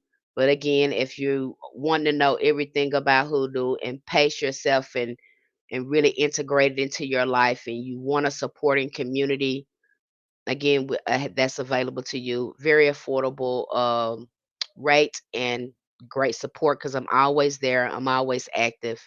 I'm always willing to help you, and I'm fighting for you to make progress on your journey. You probably don't see it, but hey, that's why I come here. Okay. All right. Any more questions for me before I close down this live stream? And if there's anything else in particular, if I can talk about it, like I might come back here and talk about ancestor veneration and types of ancestors. I might. I'm thinking about coming here because I just don't know that conversation is so vast, and you really have to sit down somewhere and digest all the knowledge. So I don't know how I will come here and talk about that. But if there's anything else you want to talk about that you feel like you want to know if I can share it here, I would definitely come here and talk about it. You guys know I'm nerdy, and so sometimes I can go down a rabbit hole with this stuff. Okay. So but if that's something that you want to bring to my attention, please do. I don't mind talking about it. Okay. I've broken this down and put it back together so many times, so I don't have a problem with it. All right, you guys. I love you guys and thank you for being here. And I hope this helped you. I try to help you as much as possible. How do I know if my ancestors are reaching out? Did you ask them for a sign? It's that simple. Ask them for a sign. And when you get the sign, know that's the sign. That's all you have to do. Is just that simple. Ask them, you want to know if they're reaching out to you? So, ancestors, please show me a sign that you are here with me. I need a definite, absolute sign that you are here with me. And then wait for the sign and acknowledge the sign. It's really that simple. You always have contact with them. You don't have to go through nobody else or whatever. It's up to you. But you have to acknowledge the sign when it's there. Do not write it out. Some of us will get the sign and be like, nah, that ain't it. That's it. Don't do that. If it's a butterfly come out of you out of nowhere, that's the ancestors. If a dog walk up to you out of nowhere, that's the ancestors. Okay? Just that simple. Take it, because sometimes we'll talk ourselves out of sign, be like, no, I need another sign. No, that was the sign. Take the sign, acknowledge the sign, you know they're there. It's really that simple. Okay. And believe it when it happens, because some people don't want to believe it. Yeah, that's actually happening. It's actually them. They're actually reaching out to you. They actually heard you. Okay. So make sure you stand open to the communication and accept the sign when you see it. That's the most important thing. Okay. Okay, you guys take care, and I will be talking to you real soon.